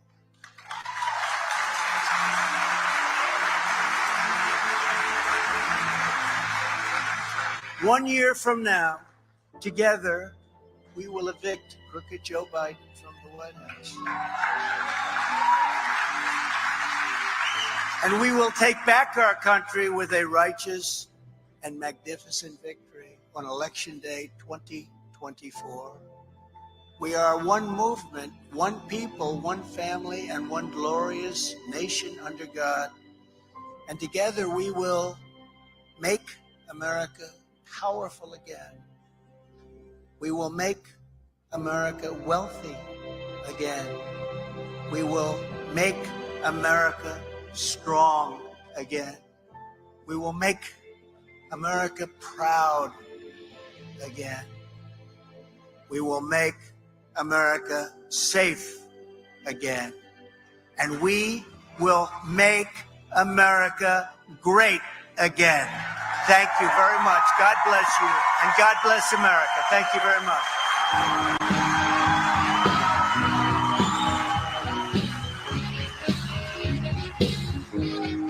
All right, I got to mute right there because I might get hit for that music right there. But he's crushing it. He continues to crush it. Love the guy. He made some great points tonight too. I mean, a lot of it he does regurgitate. We know that. But he really brought home some really important points. And I'm glad that he's acknowledging the political prisoners out there because this is a massive problem. This dude's just he's like 77, you know, and here he is on his second speech of the day. He's everywhere. He's all over the place. He's grinding. And yeah, there's no reason he has to do this other than the fact that he loves this country. And anybody who thinks differently is just probably not paying attention. That's just the reality of the situation. So thank you guys for being here. Thank you for being patient through all of that. I know that I wasn't planning on reacting to that entire speech. I didn't know he had 2 speeches scheduled for today, but hey, that's what it's all about. And you guys have been very patient throughout the night. Thank you. Real Smile Bit just dropped 10 more gifted memberships. Thank you. I know we're at 1,000 likes. Minty was calling everybody. Said, hey, chat, drop some more bombs. No, our boy Trump is riveting. But y'all need to get pumped. God bless the 199. God bless America. God bless Donald John Trump. Hayden Wayne for 50. And Hayden Wayne just dropped another one. This man is a comedian and a patriot, not a Zelensky comedian. I'm not aware of Trump pretending to play a piano with his junk or being a warmonger. He's the opposite, a funny, personable leader who cares about his country and the people. We will win. 100%. Thank you, Hayden. And Hayden drops another 50. The pardon statement cannot be overlooked. Trump 2024. Yes, 100%. Like that right there, that was huge. And he's got to drive that. All Trump needs to do is talk about protecting children, talk about taking care of the political prisoners, and fixing the economy. Those 3 points is all. That's it. That's all he's got to do. Like everything else is just noise. You know what I mean? He doesn't need to talk about COVID anymore. He just doesn't need to talk about COVID. If they ask him about COVID, he can answer it. They're going to try to trip him up. I know Megyn Kelly had some questions and she was like, don't you want to have a do-over? Trump's not really wired like that. That's just not how he's wired. You can think he did a bad job on COVID and all of that. I think that he definitely made some mistakes for sure. But at the end of the day, I'm not sure what anybody would have done in that situation, to be honest. And I don't think anybody else would have been in that situation. That's the whole point. That's what people don't understand. I don't think any other president would have been in the situation Trump was in. And again, I don't even know how he functions normally. I don't know how he goes throughout his day-to-day life trusting anyone. I have no idea. I mean, the man is under scrutiny. He's got people trying to record him. He's got people trying to put gotchas on him. They fucking indict him every other day. I don't know how he does it. I have no idea. But, you know, it's wild. Magnum Norse, MAGA for life. How are you doing, Jeremy? It's finally mild temp up in here in North Carolina. I'm doing great. Hang on, let me back that up really quick. I'm doing great. Everything it's getting to be football season now, so I'm really excited for the upcoming season. Obviously, Alabama lost last weekend. Not too happy about that, but at least we now have a quarterback change. My boy Tua Tagovailoa crushed it, so I'm happy about that. There's a lot of good video games out.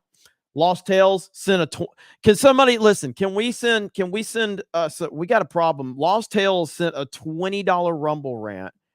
And I'm not sure if someone stole Lost Tales' card. I don't know if everything's okay, but Lost Tales sent a $20 Rumble rant, and I'm very concerned. So if we can do If we can do a checkup on Lost Tales. Lost Tales says this speech is great. After CobraCast, I'll be playing the best shooter ever made. Right after then, I'll be happy, Jeremy. Hey, there you go. Lost Tales is going to be playing some Titanfall 2. Check on Lost Tales, though. Let me know. Yeah, Captain Cook in the Rumble chat said he definitely got hacked. 100%. There's no way he didn't get hacked. There's no way. Oracle of Doom, Trump did it again. The man has a way of getting to me a little misty. Hail Trump. Hail the 199. Hail Cobra Commander. And thank you for yet another fantastic Trump moment. Thank you. Minty, I am blowing my super chat budget for the pay period tonight. Trump needs to add a little bit of pardoning to Julian Assange and Edward Snowden, along with our current political prisoners from J6 and more. Hail the 199. Thank you, Aminti. And hey, if you're over budget, don't overdo it. Doug B is already over budget. Doug B's going crazy right now because he's basically I don't know if he's locked out from the YouTube side or if he's just spent too much. But I know Doug B's going crazy. Doug, slow your roll. Slow your roll, Doug. It's all good. We love you, Doug. Lost Tales. Lost Tales sent another 20. Lost Tales is 100% been hacked. 100%. Don't forget the Rumble rants. Quite a bit got sent. I know we got a ton of Rumble rants. Listen, could we get to a point where Rumble starts can we get a battle maybe? Rumble gets more super chats than YouTube and Rumble starts winning that battle? I don't know. I'm just saying. It's a pretty tall mountain to climb, I will say, for our Rumble peeps. That's a pretty tall mountain to climb. Nagranol for the 199. Thank you, Nagranol.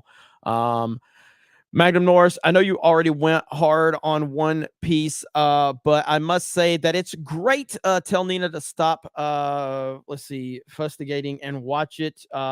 Hey, so Nina Infinity is that you're talking about? Nina Infinity should be watching it for sure. It's a fantastic season, and again, as I said on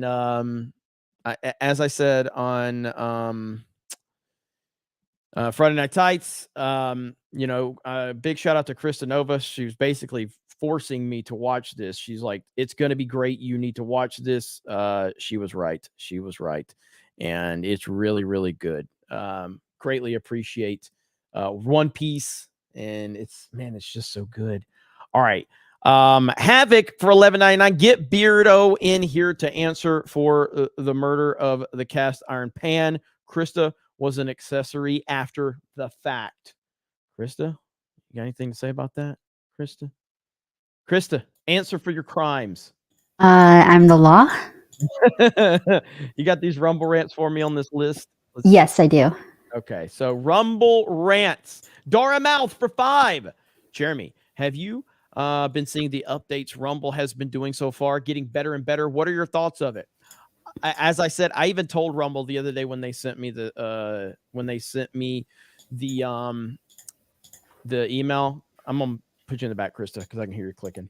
It's distracting. But when they sent me the email, I told them, I'm like, I'm very impressed with everything you guys are doing. You guys are really stepping it up, and I'm loving it, because here's why Rumble is going to be so important. 2024 is going to be a crazy year. It's going to be a fucking wild year, and I don't know what's going to happen, but Rumble obviously has shown that they have the infrastructure and they can handle it. And I'm going to be leaning on them a lot, probably. Ryu for 2 says, lost a longtime dev friend because, oh, wow. Okay. Listen to this, everybody. Let's Ryu 1 says, lost a longtime dev friend because I wore Geeks and Gamers merch. They went off on me because a incel group that attacked minority and horrible community. Sad they think that. I love this community. Hail the 199. Are you still here in the chat over on Rumble? Ryu 1. I hope you are. I hope you are. I'm so sorry to hear that. And this is why, I take shit seriously when people support us. I want to be real for a minute. I take that seriously because you guys are supporting us. I know what happens when I mean, I know how people look at me. I know how people that don't like me view geeks and gamers because they have this incorrect assumption of what we are. But that's one thing. I'm the guy that created it. I'm the face of it. So I'm kind of used to it. But like it pisses me off when you guys are out there having to, when you just represent geeks and gamers because of what it means to you. And then you have people shunning you or things like that. I hate that. I hate to know that, but it makes me appreciate what you guys are doing. And this is one thing that, like you guys know, I haven't been making a lot of videos, whether it's Geeks and Gamers or D-Day Cobra. I've been live streaming like a crazy person. I want to get back to making videos because one of the things that they're using against a lot of the G&G supporters right now is they're saying like the people that hate me, hate G&G, they're like, all Geeks and Gamers is dying. Because our subs have basically just been in a standstill because I don't make videos. And then you guys have to go out there and fight that battle. I want you guys to have as much ammunition as possible for these arguments and these debates. So I will get back to making videos. We'll get the growth back. We'll get that rolling. Because I hate that you guys are having to sit there and take all these attacks from all these losers that don't know anything about what's going on. But I don't see if Ryu's in the chat on the Rumble side. Steph, Krista, keep an eye out for Ryu, RYUU1. See if they're still in the chat, either one of the chats. But hey, we got your back, brother. We appreciate you. Really do. Dara Mouth for 5. D-Day Cobra. Have you been seeing the videos of the whole Lauren Lobert thing going around? Yes. Might not be able to show it on stream because it's a bit innuendo. Yeah. I've seen it. I don't know the whole story. So I can't really, speak on it. So, I'll have to, Lauren Boobert. Yeah, that was a pretty interesting video. I have seen it though. Vault 95 Survivor. The guest on Side Scrollers today was pure evil. Watch the entire 5-hour episode. The one thing was the guest exposed everything. He showed that leftists will absolutely not compromise at all. Yeah, so that was David Jaffe. David Jaffe is the creator of God of War, the very first God of War. He's also the person behind the Twisted Metal games. I'm not a fan of him, but I did watch most of today's Side Scrollers episode, and I will say that it's as much as I despise every word out of his mouth almost, and how disgusting most of his comments were. I'm trying to it's the low expectations I have of people on the left. At least the dude was there for the whole 5 hours and had the conversation, but he was pretty disrespectful to Melanie a few times. He was pretty disrespectful to Travis. And yeah, it just shows you, man, like they have such a negative view of anybody that disagrees with them. I would highly encourage everybody, if you want to go check that out, definitely go over to Side Scrollers and check it out. But yeah, it really started to go off the rails when they started to discuss as and the pronoun situation. And it just kind of went off the rails. Yeah, wow. Unbelievable. Darmouth for 2 says, when Inauguration Day happens, we all need to show up and make it the biggest crowd for a president ever. Trump 2024. Thank you. AP from the hills. Jeremy, that's a 20. Jeremy, you made a new best friend today, apparently. The Jaff guy is pretty deranged, but glad he was on to expose how mental Californians like him are. Protect the kids and stop mutilating them. 100%, man. 100%. It was wild, really wild. The Lost Tales for 10. Good thing I don't support Jeremy. He says things the wrong way, the way I don't want them to be said. Why would I support someone like that? Thank you, Lost Tales. Alpha Zero Omega for 10. It's not you, Jeremy, and it's not G&G. They hate us because we all think alike. 199 is our flag. Thank you so much. Appreciate that. The Super Grova, Krista, that's not a YouTube one, right? That's not a YouTube one, right?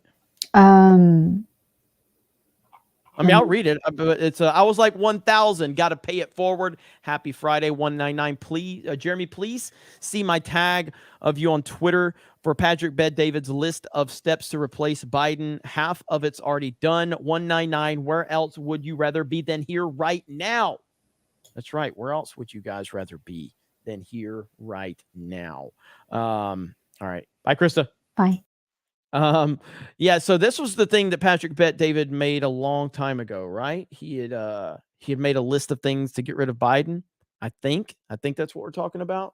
And yeah, I bet over half of them have become true now that I think about that. Hayden 75. Jeremy, I'm gonna need you to announce a stream on a streams a couple times before you play Armored Core 6 for the first time, which needs to be live. I don't want to miss the first experience with it. The game is awesome. So this is the issue. There's just way too much right now going on because Titanfall is back, and you gotta like I'm probably playing Titanfall tonight. I'm probably going to do a Titanfall stream tonight. I don't know if I can get anybody to play with me, but I'll do the solo stream. But then you got F-099, which is crazy. F-099 is crazy. Like right now, like Fortnite's like 5th on my to-do list on games right now because Titanfall and, F-099. And the thing about it is F-099 is probably not going to be around forever. It's probably going to be a short run, just like all the other 99 games that they've released. And Titanfall, I have no idea. I've been waiting years for Titanfall to get this update, and it finally works again. So I did buy Armored Core 6. I own the game. It's installed on my PS5, though. And that was all for you, Hayden. So it will happen. Just trying to find time right now, man. No, there's not crossplay for Titanfall 2, unfortunately. The game released before crossplay was a thing, sadly. That's the unfortunate circumstances that we find ourselves in on that. Let's see. Okay, I am so far behind. Let's see. Vault 95 Survivor. You can be friends or family with someone for decades or life, and then leftists enter like Agent Smith into their bodies when they find out you are a Trump supporter. It's true, man. It really is. It's wild how they act and how they treat you just over a simple disagreement. It really is something else. General Duality for 10. Hail 199. I have been working on Commander Snake Pit graphic novel. I wish I could post it on X, but I can't, and support won't fix the problem. I'm mad that I can't use my account to share my work. Wonder what the issue is. Like, so that have you talked to support? I'm curious if you've talked to them about it, or if they just won't respond. Hades, yeah, I got that one earlier. You got enough time to read my message, but not enough time for the High Council. Haha, just kidding. I didn't think you'd see my message. Take care, brother, and have a great day. Right back at you. There's golden nuggets for 10. Good news, my cancer shrunk. Not out of the woods yet. Thanks for the support. Trump 2024. Hell yes, golden nuggets. 7FD3S. Virgin Tim Pool ignores $100 super chats. Cut stream off when it gets too based. Chad Jeremy reads all super chats and streams from his V8 Mustang and doesn't give a fuck. Trump 2024. Let's fucking go. Snake Pit 199. Thank you. That's awesome. Hey, listen, man, if you're going to spend your money here, I think you deserve to have your words acknowledged. And again, so I have 4 screens right now, and I have 5 in Pensacola, but I'm looking at the main screen. Then I have my Twitter social media tab up. I've got the YouTube chat here, so I see everybody commenting in YouTube right now. And then I have the Rumble chat up here. I see Dara Mouth just dropped a 5. I see the chat right here. They're dropping Krista emojis right now, so that means MCU fan must be here. I see this. I see everything I possibly can. Obviously, I can't respond to everything in real time, but personally, I think I do a pretty good job of acknowledging the chat and making you guys feel like you're part of the show. And I hope that you think I'm doing a good job. I try my best for sure. Dom H for 10. Is this still more than Dan Vask's $100 Brazilian super chat? Yes. Everything, literally a dollar super chat is more than a Dan Vask $100 Brazilian super chat. All right. Honestly, you want to know what's more valuable than a Dan Vask super chat? All right. This comment right here. It's not even a super chat. More MAGA just gave me more money than Dan Vask in $100 Dan Vask super chat. That right there, that comment, more than a Dan Vask $100 super chat right there. That's how bad a Dan Vask super chat is. All right. There, Doug B just dropped more money than Dan Vask's worth on his Brazilian bullshit. All right. Just to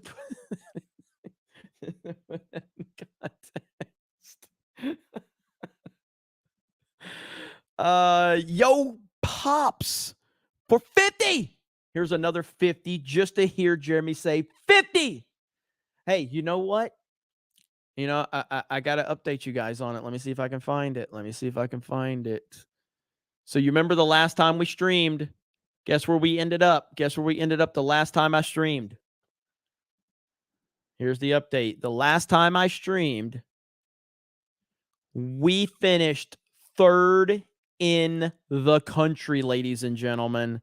That's right. 3rd in the country. That was the last time. Now, you probably go like, man, what's it going to take to be number 1? Well, I mean, here's the problem. All right. Flock Fantasy had 830 different super chats. We had 148. All right. So this also, Flock Fantasy is a fantasy football channel. This is another NFL channel right here. Flock Fantasy went for like probably 8 hours. You know what I mean? So number 3 is a massive win. And guess what? Guess who we beat? Where's Tim at? Where's Tim? Tim's not even on there. That doesn't make sense. We beat Dr. Disrespect. There's Doc right there. Oh, there's G&G in 29th place. Where's Tim at? Oh, that's the day Tim cut his stream, right? Is that it? That's the day Tim ended his stream, right?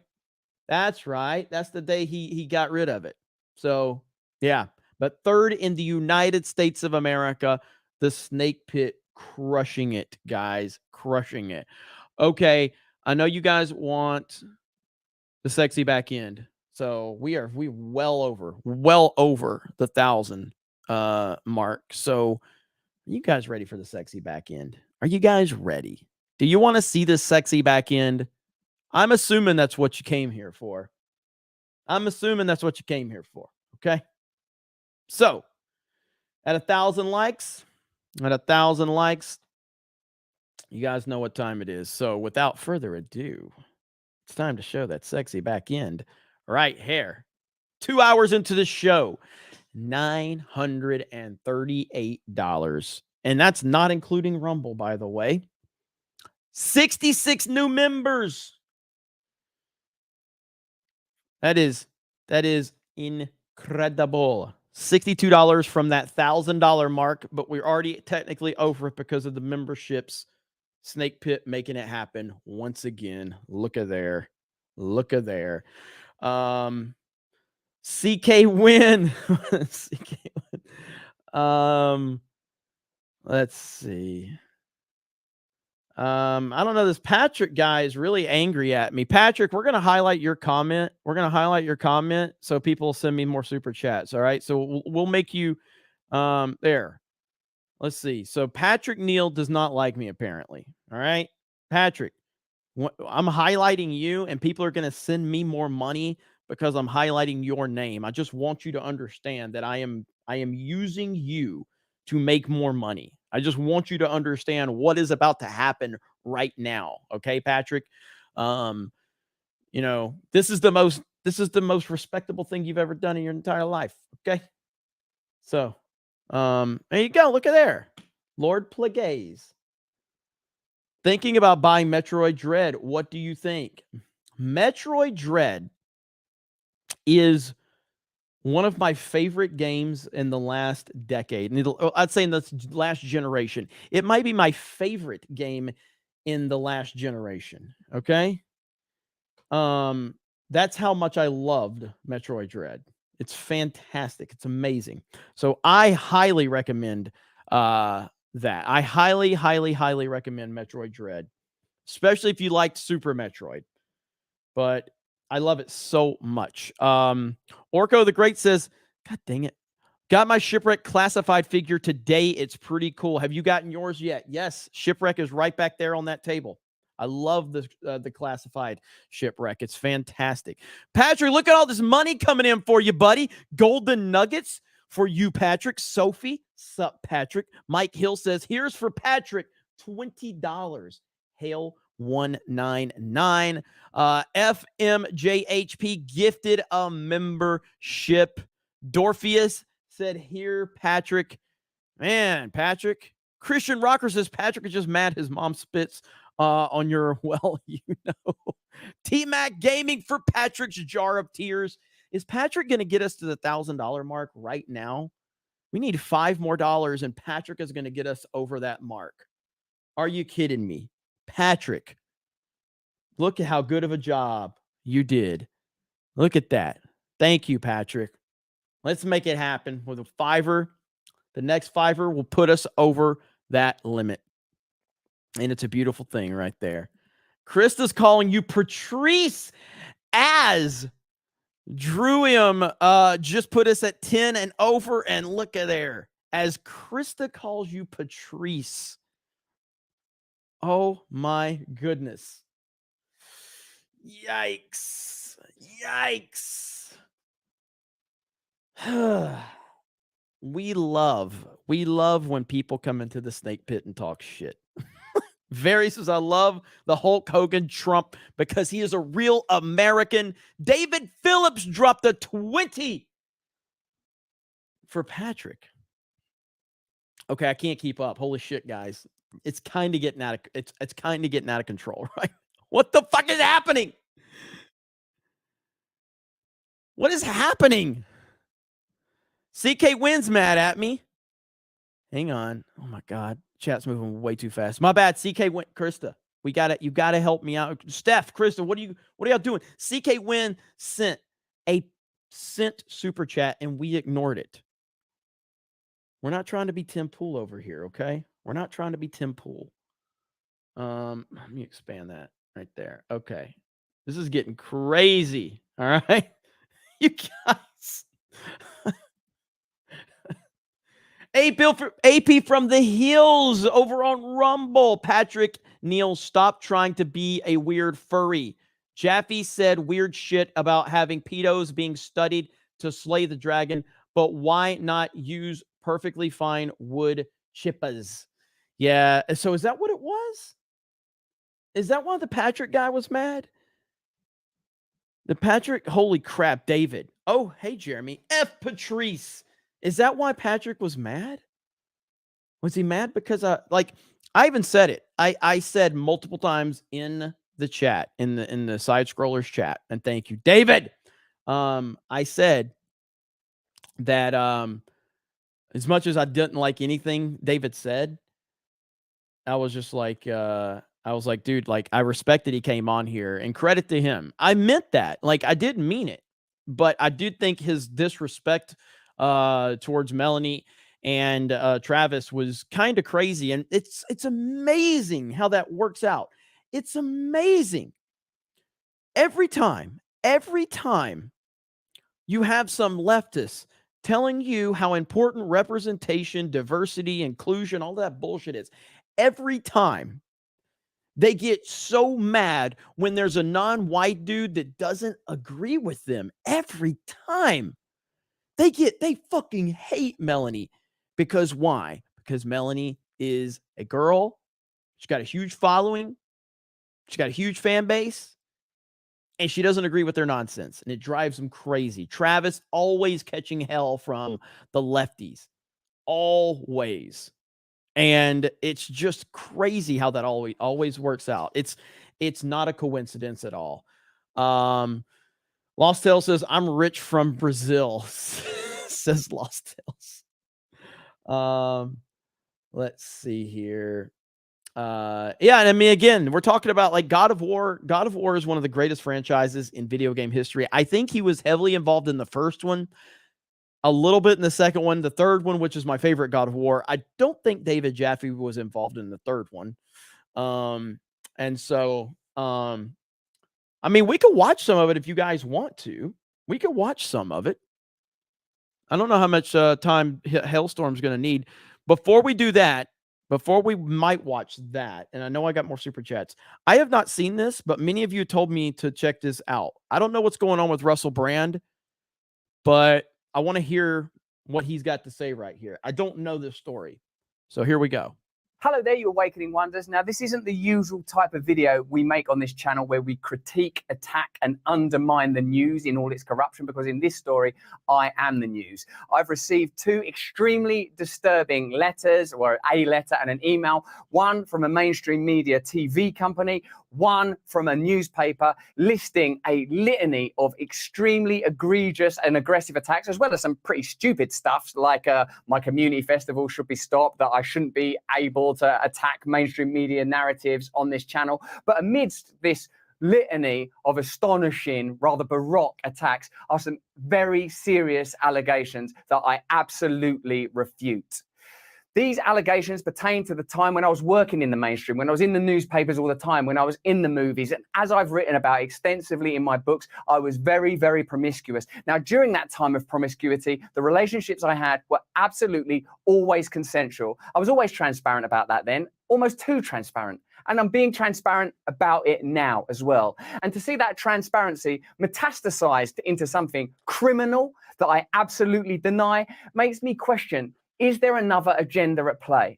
Particularly when we've seen coordinated media attacks before, like with Joe Rogan, when he dared to take a medicine that the mainstream media didn't approve of. And we saw a spate of headlines from media outlets across the world using the same language. I'm aware that you guys have been saying in the comments for a while, watch out, Russell, they're coming for you. You're getting too close to the truth. Russell Brand did not kill himself. I know that a year ago, there was a spate of articles. Russell Brand's a conspiracy theorist. Russell Brand's right wing. I'm aware of news media making phone calls, sending letters to people I know for ages and ages. It's been clear to me, or at least it feels to me, like there's a serious and concerted agenda to control these kind of spaces and these kind of voices. And I mean my voice along with your voice. I don't mind them using my books and my stand-up to talk about my promiscuous consensual conduct in the past. What I seriously refute are these very, very serious criminal allegations. Also, it's worth mentioning that there are witnesses whose evidence directly contradicts the narratives that these two mainstream media outlets are trying to construct, apparently in what seems to me to be a coordinated attack. Now, I don't want to get into this any further because of the serious nature of the allegations, but I feel like I'm being attacked, and plainly they are working very closely together. We are obviously going to look into this matter because it's very, very serious. In the meantime, I want you to stay close, stay awake, but more important than any of that, if you can, please stay free. I mean, this is not surprising. I mean, I'm not going to sit here and say I'm a huge fan of Russell Brand and his content. I know he's definitely not your typical Hollywood person for sure. And I know he's had, like he had Critical Drinker on, he's had a few other people. But I'm not sure. I don't know what to think of him, but I do know that he has definitely been outside of the narrative that they want to build. And he's been kind of almost too close to the truth. And it's probably made a lot of people uncomfortable. So time will tell how that plays out. But look, man, how many people have we seen? How many? And the reason I saw this is because of a, yeah, right here. It was a tweet from Viva. Viva tweeted this out right here. Trump's indictment showed us that you don't even have to have committed a criminal act in order to be indicted. Enrique Tarrio's sentencing showed us that you don't even have to have been present to be convicted. Douglas Mackey's conviction showed us obvious satire can now be criminalized. All concrete evidence that anyone with a remotely checkered past will be an easy target. As Alex Jones said, it's the same play over and over again. You're just the latest target, Rusty Rockets. And there you go. And that's just where we are. Again, if they're doing it to the fucking former president of the United States of America and the leading Republican nominee and the number one opponent of Joe Biden, if they can do it to him, they can do it to all of us. That's the reality of the situation. Now, one thing I'll show you guys really quick. I don't know how much of this we'll watch. I have gotten I talked to Craig earlier today from Side Scrollers, and he basically says, dude, however you want to do this, if you want to just clip it up, if you want to react to it, like whatever you want to do, it's fine with me. So this thing kind of went kind of crazy over on, and it went for 5.5 hours. Now, before we get fully into that, Hailstorm, do you still need more time? Hailstorm, he's muted right now. We'll give him time to keep working. Pop him back in here when he's ready to pop in here, girls. But going back to is the Patrick guy still there? Is he still in the? Somebody gift that man a sub, man. Let's get it'll drive him crazy if he's got a membership. That would be funny as hell. That would be funny as hell. So David Jaffe, I have never spoken with David Jaffe. I don't know if he knows who I am. Probably not. My camera's skipping again, by the way. I have noticed that. But he was on the Side Scrollers podcast, and it kind of, I don't know, man. It kind of went wild. But let's listen to a little bit of it right here. Myself, because a man doesn't cry, is getting drunk at the bar and going home beating my wife. Then it becomes toxic masculinity. That's all I'm saying. I don't think that's masculine, though. Masculinity is being protective more so than that. Fine, but you're not. That's what I'm describing is what I would call toxic masculinity, aka bad. If you want to call it something else, great. But we both agree it sounds like it's bad. Right. I think that's just a shitty person.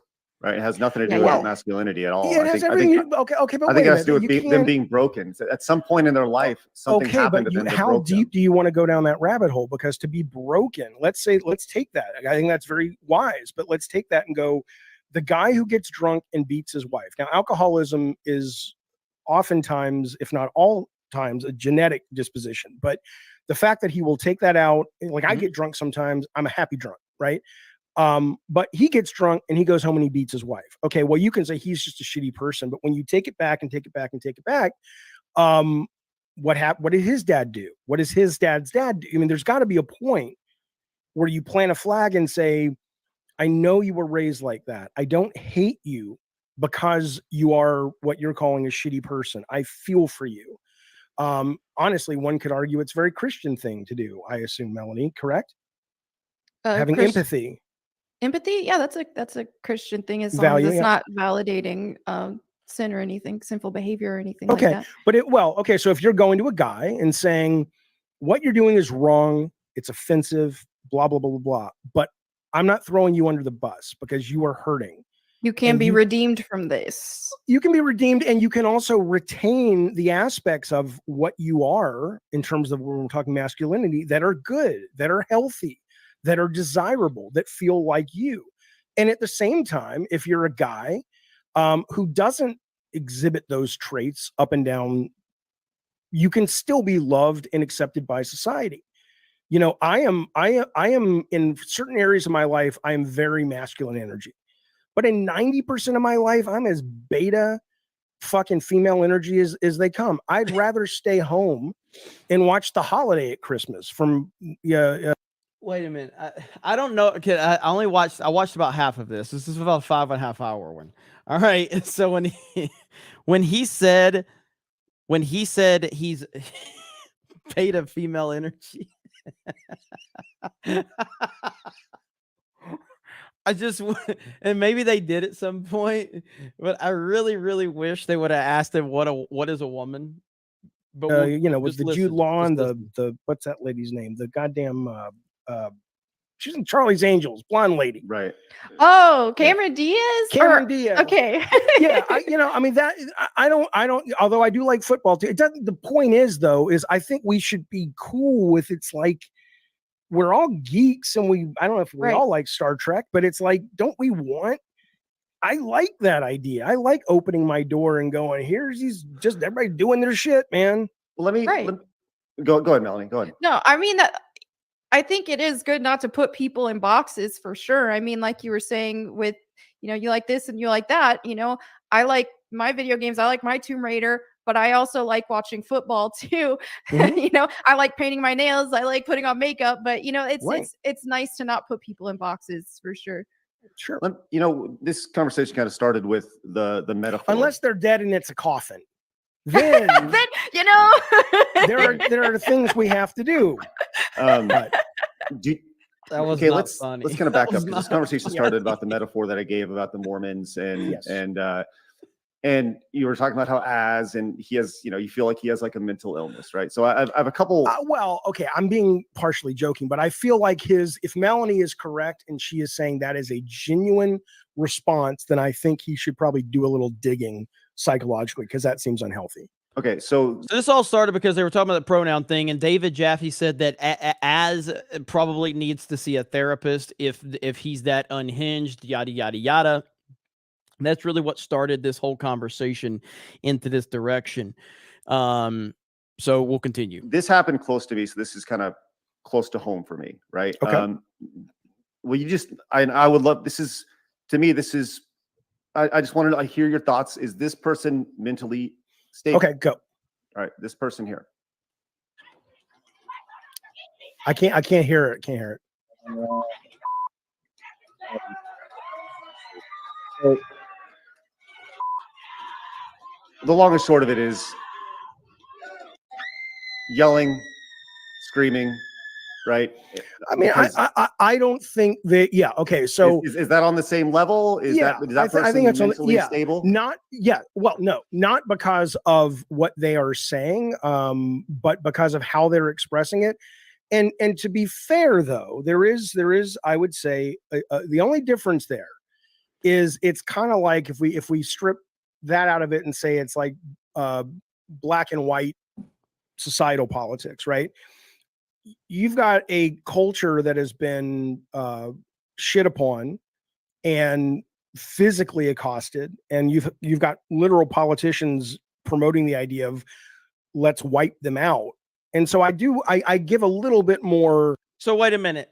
So he's giving context to the screaming they them, but with he didn't think that there was any context that we should be taking into consideration. So when you tell David Jaffe that, hey, the guy that you said probably needs therapy, his rant was representing a fan who has seen his favorite property destroyed years and years and years in the making. He played the game for 25 hours before he went on that rant. So this is all a built up thing. It's not one isolated thing. But yet when we're showing the they them going out in public and screaming in public for attention, suddenly we've got to give them, well, they've got a lot of pain in their community. Okay. Freedom for their rage nozzle or volume than a white straight dude who's like upset about something. It's like, really, you get everything. Well, I think you get, hang on, but that said, though, yeah, she's probably not totally mentally healthy. So by the way, you just misgendered her. That's a boy. Okay, great. Well, sorry, then he's totally not totally healthy. I mean, I have a trans son. My trans son says, what? I say, what happens if somebody misgenders you? It's like, do they do it on purpose? And I say, let's say they don't. Then he's like, so I heard this live. I did not know he was going to say that. When he said that, I was like, whoa, hold on just a minute. I know. When I heard that, I'm like, hold up. Wait a minute. Something ain't right. I don't care. But if they do it to be mean, then he's like, oh, they're just an asshole. And he moves on with his life. That's not how everybody reacts. Right. I mean, no, but that's how most people react. The fact is, we're all in this internet chamber. Right. And this is a problem. In the same way on the left, it's a problem when people think of right-wing religious people. And that's why I made sure to say the far right-wing conservative religious has hijacked the GOP, because I don't think all conservatives most conservatives are not that. I was bummed to see Mitt Romney's retiring from the Senate. He's one of those few sane voices in the goddamn place, right? Of course you But were. when you have these, like you said, when it leads, it bleeds, as the diplomats to the world, because they're the ones that get most of the press and most of the attention, then you can forgive people on the left and the right for going, oh, this must represent everyone. And I want to read Hayden's 10 real quick. Jaffe was a total ideologue on side scrollers today, but he showed up and had a conversation, so he deserves respect for that. Yet his views are still just insanity. It isn't reality. He don't get it. I agree completely. And again, so this is David Jaffe, who's the creator of God, or the person that was behind the creation of the first God of War game and Twisted Metal. He's been around for a while. He's given some horrendous opinions, but this just continued to go off the rails. We're going to listen to a little bit more. So here we go. And everyone is in that camp. But as I've said throughout the show today on Side Scrollers, I give him a lot of credit for showing up and having a 5.5 hour discussion with people that he did not agree with. That is something to be appreciated. Everyone becomes a cartoon character, and then policy gets made, votes get decided over the public that is making choices about the trans community through their vote based on that kind of a clip. Versus, sit down with my son for 5 minutes and his friends. You're not going to be like, whoa, what the fuck? He's just like, dude, I'm just, I'm into my music. I'm making video or playing video games. I like to go hear bands play. I really don't care what you do with your life. Just don't hurt me because I happen to be a trans male. That's pretty much it. That's 99% of the trans people I know. And to be clear, I don't think anybody's like, hey, let's go hurt trans people at all. Like a lot of people are like, hey, let's go hurt trans people. Who? I'm not saying who. Name one fucking relevant person that has point blank said that. Name it. You can't. Name me. Name the person. Name the person who has said it. Please tell me. By the way, Rustling for 50. Why exactly did Tim Pool cut his stream? Does anyone know? That is an answer the chat might can help out. I didn't watch the stream that he cut, so I really don't know, but maybe the chat can help you out with that one. Thank you for the 50. And again, thank you guys. I really appreciate it. You guys, but to act as if they're not sort of a target when they go out, sure they are. I live in a very progressive city, and my kids still get shit on when he goes out with his friends. Right. But the issue is when people say something as simple as like, for what I said, it's about respect. If somebody asks me to call them something, I will. I get called anti-trans. That's wait, not start anti-trans. again. I don't understand. Somebody said the pronoun issue is all about respect and personal respect. If somebody trans asks me to call him he or she, I will call them that. But if they demand it, I will not. Just for the simple fact they're demanding something of me. But what's the difference? Are they in a position to demand anything from you? Is it like a boss? But that's my point. I'm not gonna do it for anybody who demands it of me. Whatever. I don't understand the difference between somebody saying. So you're saying if I was a trans male and I met you at work and I said, "Oh, it's we could be strangers." Okay, fine. I could walk up to you in a parking lot and I say, "Hey, dude." Okay, and I say, "Oh no, it's not a dude. I'm a trans woman." And you're like, if you say, "Would you call me she instead?" Sure. Okay, but if I said, "Fuck you," no, that's different. That's where the disrespect happens. But if I said, "Oh no, I need you to call me her, please," I'm not asking. I'm saying that's what I need. So it's how it's asked. It's okay. So it's not the demand versus ask. It's how it's respect. Exactly. It's about respect. If you want me to respect you, then ask it in a respectful manner. And that's the point. But yet I would be. Well, how many trans people do you know that have asked you in a respectful manner? I've a lot. Anyway. Okay. Well, no. What I'm saying is in your actual real life experience. Yes. I used to live in Palm Springs. Great. So have you met trans people who have said, you better fucking call me?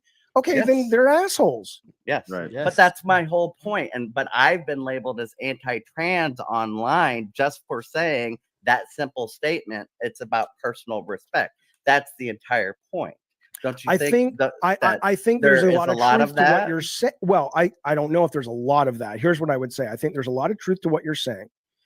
But I do think there is, and I'm sure there's some kind of term in like in sort of personal relations where when I see this a lot, not just in this thing, but like black and white relations and illegal immigration and all this stuff, men and women, where a lot of times, and as a straight white male, there is, and I know a lot of guys push back on this, but there's a privilege to that in our current society, in our capitalist society. Okay.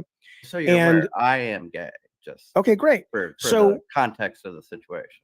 okay. Well, I saw Kirby in the background, so I assumed. Oh my God, are you assuming? Are you assuming? Look, I can make jokes. But listen to me though. What I was saying to you, I love Kirby. I heard the new Kirby's great. Shh, let's focus. ADD medicine's wearing off. Got Ritalin in the chamber. I haven't taken He it yet. is on a fucking rainbow. So can we get the rainbow back? Why is the yeah? Wait, Anyway, listen, stop. Link has one too. Okay, well, hold on. Wait, I want to finish this point. I want to finish this point. Sorry, my fault. But I think when you come from a place of privilege at all and you don't recognize it and you're talking to somebody who hasn't had that same privilege, I do think it's the right thing, the kind thing, the correct thing to do, to be aware that you're not on an even playing field in all things. So, you know, when men get upset with women because it's like, well, we don't make as much money, or we this or we that. And there are some issues in the men's rights movement where it's like, okay, homeless shelters and things like that. Absolutely. Most of them I think are bullshit, but there are some that are valid. You know, instead of going, like, you can go, I hear you and I respect you, and that must be really hard, and I have my own bag of hammers I'm carrying.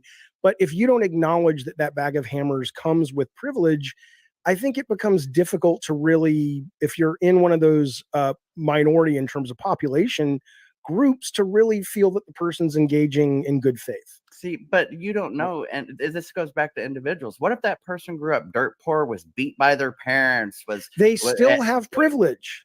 So, David, what have you? But over those. Okay, so if a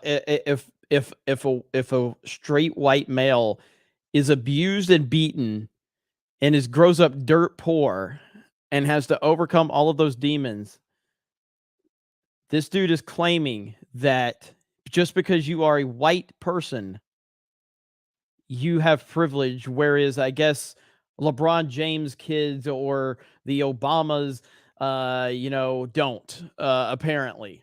Michael Jordan's kids, they don't have the privilege, but this white kid who grows up with an alcoholic father, in a broken home, dirt poor, gets abused, that person still has privilege, according to David Jaffe. Okay. Specific people, I don't think they do. Not specific. Well, it depends what you're discussing. So if you're talking about white privilege over black privilege, right, in America, and you've got a white guy who grew up dirt poor, beaten by his family, scrimped and did everything he could to pull himself up, and he's barely getting by, and he's talking to a black dude who was born in, super rich area of New York and has had every privilege, there is still white privilege that poor guy has benefited from. It doesn't mean his life hasn't been shit. My God. It doesn't mean there haven't been things that I didn't hear are this part. incredibly unfair to that guy. I agree with you, but then to say he needs to be aware of he could have been born to rich parents and had everything handed to him. You're not, but that's if you're discussing economics. If you're discussing a white person and a black person discussing racial, I'm just saying politics, individuals in general. I know, but you the individuals are going to be discussing a specific. No, of course you can't. But the individuals are going to be discussing a specific topic, I assume, and that topic will dictate if you bring out the, hey, I have privilege card or not. If you and I, who barely know each other, are talking about should we colonize Mars, well, we're on equal footing unless you're like an astrophysicist.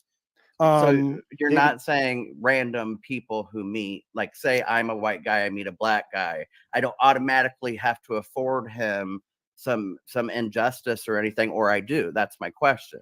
What does that we look haven't like? met, we haven't define interacted. automatically affording him justice. What do you automatically affording him benefit of the doubt, or whatever you said, whatever you just said, and as it relates to discussing racial politics, So, I and think just a discussion. So, not in normal life, not at work, not any I other think time. it's Just important, in my opinion, as a white guy who's just on the sidelines. I'm not black, so I don't know, but I would assume mostly what you're saying is correct. Although I do think it's important to recognize that systemic racism is marbled into our country. Not that people are mean, not that people are bad. Some are, but not just that it's there. And a lot of times stuff that seems like an innocent conversation that's not tied into race, there's some race stuff going on there. But that's how deep down the rabbit hole you want to go. So, David, what have you done, say, as a straight white male, right, to rectify the privilege that you have? What does that mean? Rectify the privilege? To I would say you've been afforded a privilege. You've been afforded a lot.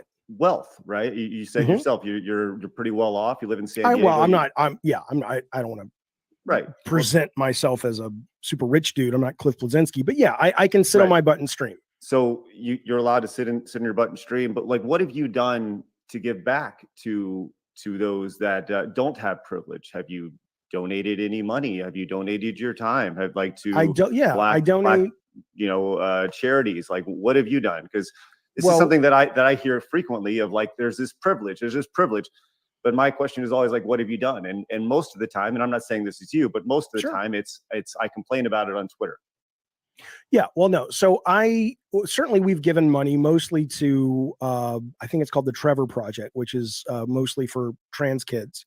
I have done streams with people that are raising money for trans kids, because the story of a lot of these kids is they get kicked out of their homes, they get shamed, they get beaten up by their families. I know someone, a friend of my daughter's, who she came out as a trans male. I forget what it was. No, he came out as a trans female. So whatever.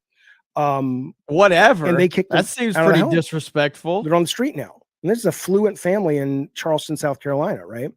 So I do streams to sort of help raise money. So what's confusing? What's good? I'm having a hard time tracking what you said. You had a hard time tracking what you said. Yeah, so it's hard. Are they a boy or are they a girl? They were assigned at birth male, and they are now trans female. So they have a penis. And I don't know if they still do. I don't know. Well, okay, let me just. But yes, and there's no shame in that, by the way. The idea that it's like, you misgendered. Yeah, because it's difficult, because we have a society that presents most often as a relatively defined version of male and female. And it's confusing, especially if you're not around a lot of trans folks. But it doesn't mean, but and no trans person I've ever met has been upset that I'm confused. They've been upset if I'm confused and I'm like, fuck you, I don't really care to not be confused. Alexa, stop. So I and I don't want to get too personal with this, because as personal as you want. Okay. Right. And just because I naturally have questions, right? I don't have a trans child, right? So I'm just curious.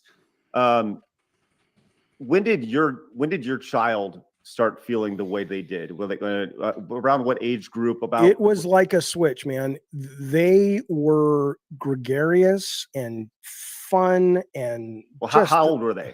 When they were birth to 12, 11, something like that. And then they just shut down, and they weren't like suicidal, thank God, but there was a sense of, like, they couldn't even go up and order, McDonald's. Like, there was so much anxiety about being seen. And they were feeling, now that I know, they were like, oh, I loved it when I would put my hair up in a ball cap and somebody thought I was a dude.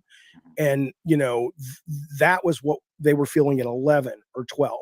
But they came out to us at 14 after having been trans with their friends group for about a year. Okay. About just for, I'm just trying to put this together in my head. Yeah, go ahead. Ask whatever you want. Sure, please. And thank you. About what year was this, maybe? 2000 and I'm guessing 2019, something like that. 18. So and did they have access to social media? Did they have? Sure. So they had unlimited access to social media? Well, within reason, sure, yeah. Right. Okay. So Instagram, TikTok. Yeah, like- yeah. Right. Yeah. Right. Okay. I'm just. And what about and just as far as going to school, was this is this the gender aspect, was this taught in their school? Was this or was this before No. this became a major thing? Well, it's not a major thing. It's a major political thing, but it's not like most kids are going to school today, and that's been blown out. But regardless, though, no. As far as I know, Chat has spoken. Chat says, "Do not keep watching." I'll give it another minute, and then we're ending it. So I'll give you guys a few more minutes to make sure everybody gets their voice heard. But I will listen to the chat. there was never any kind of discussion at that age. There was probably sex ed, and I think my son said to me, what you could do is you took a little piece of paper and you'd write a question down that was anonymous, and you'd put it in a box, right? And the sex ed teacher would pull it out, so you could ask your. All right, 60-40. Chat has spoken. Boom, we're done. But seriously, go check out Side Scrollers. Craig is a friend. Obviously, Melanie's a friend. I like Travis, but Side Scrollers, go check it out. Now, in terms of my particular take on that, it's a little disturbing to hear that a 12-year-old came forward to the parent and said something, and the parent apparently just thought it was okay and decided, hey, yeah, no problem. You're it's the equivalent of your child coming to you and telling you that they're a pterodactyl. Like, oh, you're a pterodactyl? Okay, you go fly around, go climb a tree and jump out and fly. That to me, that's the equivalent of what that is. If your child comes to you and tells you that they're a pterodactyl, you explain to them, no, you're not a pterodactyl. You're who you are, but you can pretend to be a pterodactyl with your imagination and during time when you're outside playing, but that is not reality. The reality of it is you're a human being, and this is what you do as a human being. It's kind of how that process goes when a child comes to you and tells you they're a pterodactyl. You explain to them they're not that. And if they have further questions, we could talk about this, but that's not really hard to do. But if you embrace the fact that they're a pterodactyl and you tell them it's okay, and that child ends up getting hurt because you've made them believe that they are the very thing that they wanted to pretend that they were, that's a problem. But I'm just gonna leave that one alone. But very, very disturbing to say the least. Very disturbing to say the least. What the hell, man? You guys have crushed it tonight. We do have a beard of shame, ladies and gentlemen, and I know you've all been looking forward to the beard of shame. I also I'm thinking this is real, but I want to preface that I can't find the original link to this, but I've seen several people source this. So I just want to point out that I've seen several people source it. If I do get fact check on this by the chat, that's fine. I am prefacing that I have not verified if this is sourced directly from Reuters, but right here, just in Reuters poll numbers strike fear in the DNC. Right now, currently, as we speak right now, this is just a poll based on where America seems to be right now. And right now, this is what the numbers are showing. 312 to 226 for Biden, 312 for Trump. That is a fucking red wave beyond belief, but understand that this momentum has to continue to move forward. So there's also Trump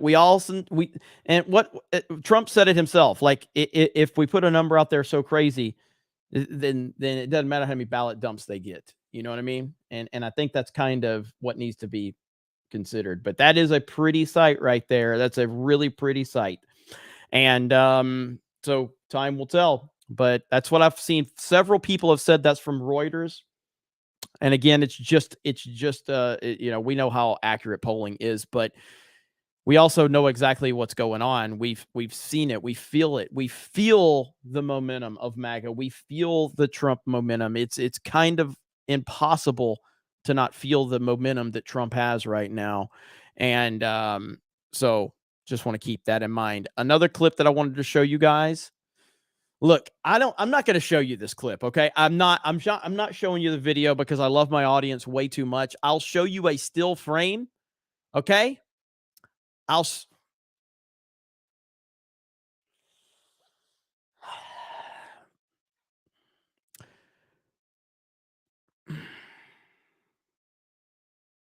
don't know how to talk about this next story. I don't know how to talk about this next story. I'll share. It's just a screenshot, okay? It's just a screenshot. All right? But oh my God, man. Like, what the hell are we doing here?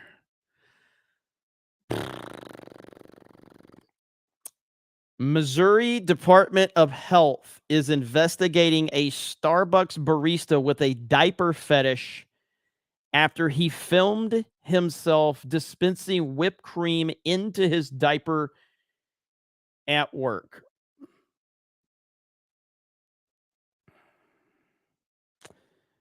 Let me just say that the person that is that's in this image is someone that if you would see them, you would be like, yeah, this person probably has some mental issues. Yeah. There is video of it. I am not going to show you the video because I appreciate you all too much to show you the video, but it is pretty disgusting. And yeah. That's a pterodactyl right there. Who said it? Who said Craig Morning. That's a pterodactyl right there. That was funny. That was funny. That was well played, Craig. That was well played. Yeah. So oh my God, man. Boy, oh boy, oh boy. My camera is fucked right now. What in the hell? Let me turn my camera off and turn it back on. I don't know what the hell's going on with my camera. All right, let's see. Let's see if we can fix this thing. Is it still freezing up? Let's see. Hang on. My other camera. Let's see how that one looks. That one freezing up too? I don't know. This one's freezing up too. I don't get it. I don't understand it. Holy fuck says your camera always sucked. Spectrum. Hey, listen. I don't know the context here, but I just saw that there was like a customer that walked into Spectrum and was pissed. Like he was mad as hell. Right here. Look at this. This is this guy's mad at Spectrum. I don't know why. Oh my God.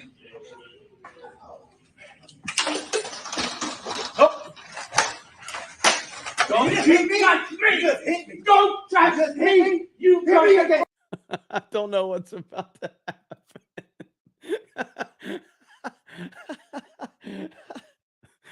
Oh, fuck. That's what Spectrum does to you, man. I don't know the details. Yeah, my drivers are updated. I don't know why the camera's lagging up. I'm getting no internet issues at all. I have no idea. I have no idea at all. Hayden Wayne for 20. Jeffy tried to use the Harvey milk as the argument. He knows nothing about the pedo that was Harvey Milk. Absolutely ignorance or insanity. Like I said, I listened to about half the episode, and yeah, man, David Jaffe's just on a different. His mind's in a whole different place, man. His mind's in a whole different place. Mo Zamboni, my dad was a man who grew up in abject poverty in rural West Virginia, whose father close-handed fist abused him and his siblings daily. He joined the AF Air Force during Vietnam, earned a degree, and ended the chain of abuse. So much privilege. Yeah, dude, it is so hard to put anybody in a box. And shout out to Mo Zamboni. That's an awesome story. But about overcoming things.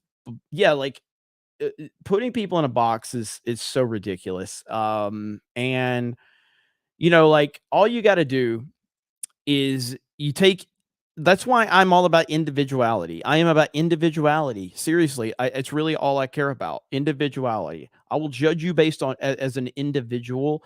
Obviously there are things that have but I'm also, yeah, you have pronouns in your bio. I'm probably gonna you can prove me wrong, but you have pronouns in your bio. I'm probably gonna start thinking, okay, well, what's this person gonna, are they gonna call me a racist, a misogynist, a sexist? And again, every time I see somebody on Twitter that's bitching about me, they always have pronouns in their bio. Now, I also have some friends that do the pronouns in bio bullshit, and that's fine. Like, guess what? I make fun of my friends all the time for shit. So you could be my friend and have pronouns in your bio. I'm going to call you retarded for having pronouns in your bio, but we can still be friends. But they're not the type of person that's going to get fake offended over it either. But more often than not, you have pronouns in your bio, you're probably someone that's not going to like me. And that's just what I've seen. But if you show me that you're a normal, level-headed thinking person, I'll overlook your pronouns in bio. It's not the end of the world. I just think pronouns in bio is retarded. And even if you're my friend, I will still say, hey, do we all have friends who do something stupid? Yes. It doesn't mean that I'm not going to be friends with you. Like, everybody knows that watches this show, I don't drink. I've never drank alcohol, and I never will drink alcohol. That means by default, I don't like alcohol. It's not really something I care to be around. It's also something I'm not against either. I can hang out with people that do it all day long. But I can also just call you retarded if you drink. It's just, are you going to cry over that? No, people that drink don't need me to verify if they can do it or not, but I can still call people retarded. I think you're retarded if you smoke. Doesn't mean you have to stop smoking. Just means that I'm probably going to think you're retarded if you smoke, because I think it's stupid. It's just, friends make fun of each other. It's what we do. The more you can't make fun of someone, the more that someone's going to get made fun of, though. That's the reality of the situation. I'm NT, $10. Don't worry about my budget. Got a hospital bill coming and my new Corvette payment, but I am fine, LOL. I am more worried about my banking cutting me off. Now is the time to vote with your wallet. Hey, I appreciate that. And I'm happy that you got the vet. Yeah, I mean, right now, I do think we're in an important time. And as I've talked to you guys, I've tried to be a little more open and transparent about what we're trying to do. Me not really wanting to get too heavily involved with sponsors. I want the people to support us and not sponsors. I guess at the end of the day, that if I do bring a sponsor to you, it's because I believe in them 100%. Because like I said, I didn't actively walk away from a sponsor that was offering triple or six figures, but that was what I was led to believe was possibly going to be on the table. But the moment that I heard that my controversial takes were a problem, I decided not to investigate that anymore, because I knew that this was not going to end well if we continued the discussions, because I'm not changing and they're not going to like that I'm not going to change. So there's really no point for us to waste our time. But I think that was the first time that I've faced the moment that a lot of people that gain a big following, I guess this is the first time I've faced it. And I guess it didn't register with me until that moment. But when you're told that potentially six figures are on the table per month, if you just dance and do the things, and I was like, wow, this is what it's like. This is why the shift happens. And I get it now. But this is why I had to walk away from it. But yeah, that's why. That is why. But I'll continue to keep you guys posted on that. But I appreciate all of your support greatly. So let me see. Hayden Wayne for 20. My pronouns are Revan Malik. You can't deny me. Mr. T says you're a better man than me, Jeremy. I would have danced better than this stripper. I mean, I guess if you would have told me, like, I don't know, 5 years ago, if that would have happened, then maybe the political climate's different. But like, I guess now I just see being as true to where you're at politically and socially is the most important thing you can do right now. That's the way I look at it. And maybe there was a time where that wasn't as important, but it ain't right now. Alan Tanasi, I live in Los Angeles. I want to leave and see you all in Arizona Bay soon. You know, Down Upward says Jeremy has never partied. I mean, not like I haven't gone to like any parties or anything, but I can say that me and your mom partied a lot last night, and I gotta say she's pretty fucking wild, bro. She's pretty fucking wild. So tell her I'll call her. Downward Upward's not a bad dude. Downward Upward's like I don't know if Downward Upward hates me or loves me. I can't tell. I love you, Downward Upward, though. I liked your mom's Downward and Upward too. I didn't know that's what she called it, but it makes sense. So Magnum Norse, Hayden, Jeremy is too busy for video games. I want to play Titanfall, man. I want to play Titanfall. I don't know if I'll have time tonight. Wolverine Schnick, explain, how is Titanfall 2 back? So, real quick, if you want me to explain that, I will pull this article that I saw. Hit my feed. Let me see. Play it right now. I would have to shut down this stream and start the stream over because I'm not running this through OBS. So, let's see right here if I can get this article to pull up. All right, so here's the deal with Titanfall 2. If my fucking computer would cooperate with me right here. Titanfall 2 receives first major update in years. Apex patch notes Easter egg may be related. After being all but abandoned for the last few years, Titanfall has finally received a major update and a curious shout out in recently released Apex Legends patch notes. So it's been a rough couple of years for Titanfall 2 players, but it looks like that may be about to change.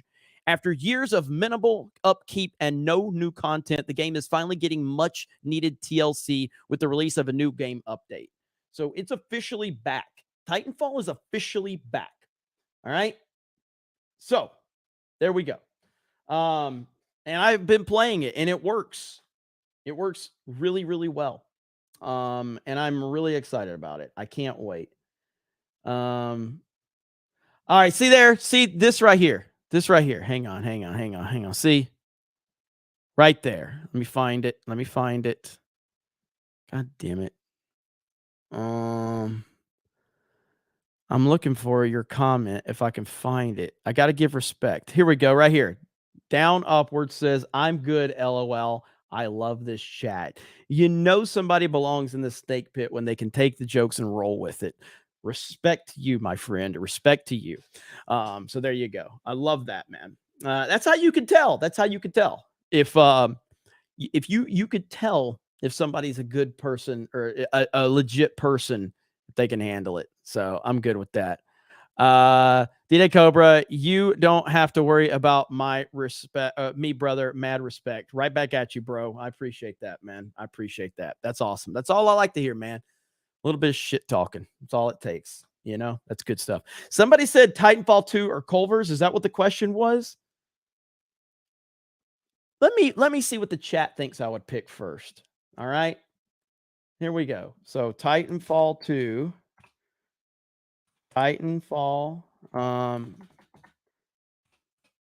Let me see what the chat thinks I would pick first. Titanfall 2 or Culver's. All right, there's the poll right there. What does the chat think I would pick out of those two? This is going to be close. I want some input from the ladies really quick. Ladies, what do you think? You guys don't know the answer. Like, so what do you think the answer is? I think Titanfall. Titanfall. Okay. Chat is very close right now. That's interesting right there. It is interesting. Jeremy eats Culver's every single day, but he's been craving Titanfall forever. He wants Titanfall. Yeah, I love Titanfall so damn much. Titanfall is not as easy to get as Culver's. That is true. That is true. Mazda says Apex greater than Titanfall. Well, I mean, that makes sense. Mazda's retarded, so that makes perfect sense that Mazda would say that, considering he's retarded. Or she. Does Mazda go by he, him, or she, they? I'm pretty sure it's she, they. She, they. Okay. Yeah. She's retarded. She is retarded. So sorry, I didn't mean to misgender Mazda. So she. All right. The answer is Titanfall 2. Yes, the answer is Titanfall 2. I'm in the poll. There we go. The answer is Titanfall 2. So there we go. It is close. Titanfall wins. All right. Thanks, ladies. All right. We do have a beard of shame, and we're nowhere near being done. Okay. We got a lot of super chats to catch up on. But we got beard of shame, and Hailstorm has the beard of shame ready to go, ladies and gentlemen. I don't even know who the fuck. Oh, yeah. Okay. So if you know, Trump mentioned the person that's getting the beard of shame in his speech. And there's also, and I do think this person deserves beard of shame for what he's trying to do to Trump. So without further ado, everyone, ladies and gentlemen, boys and girls, children of all ages, CobraCast 199 is proud to present to you tonight's beard of shame. Yeah. Fuck you. Heartfelt.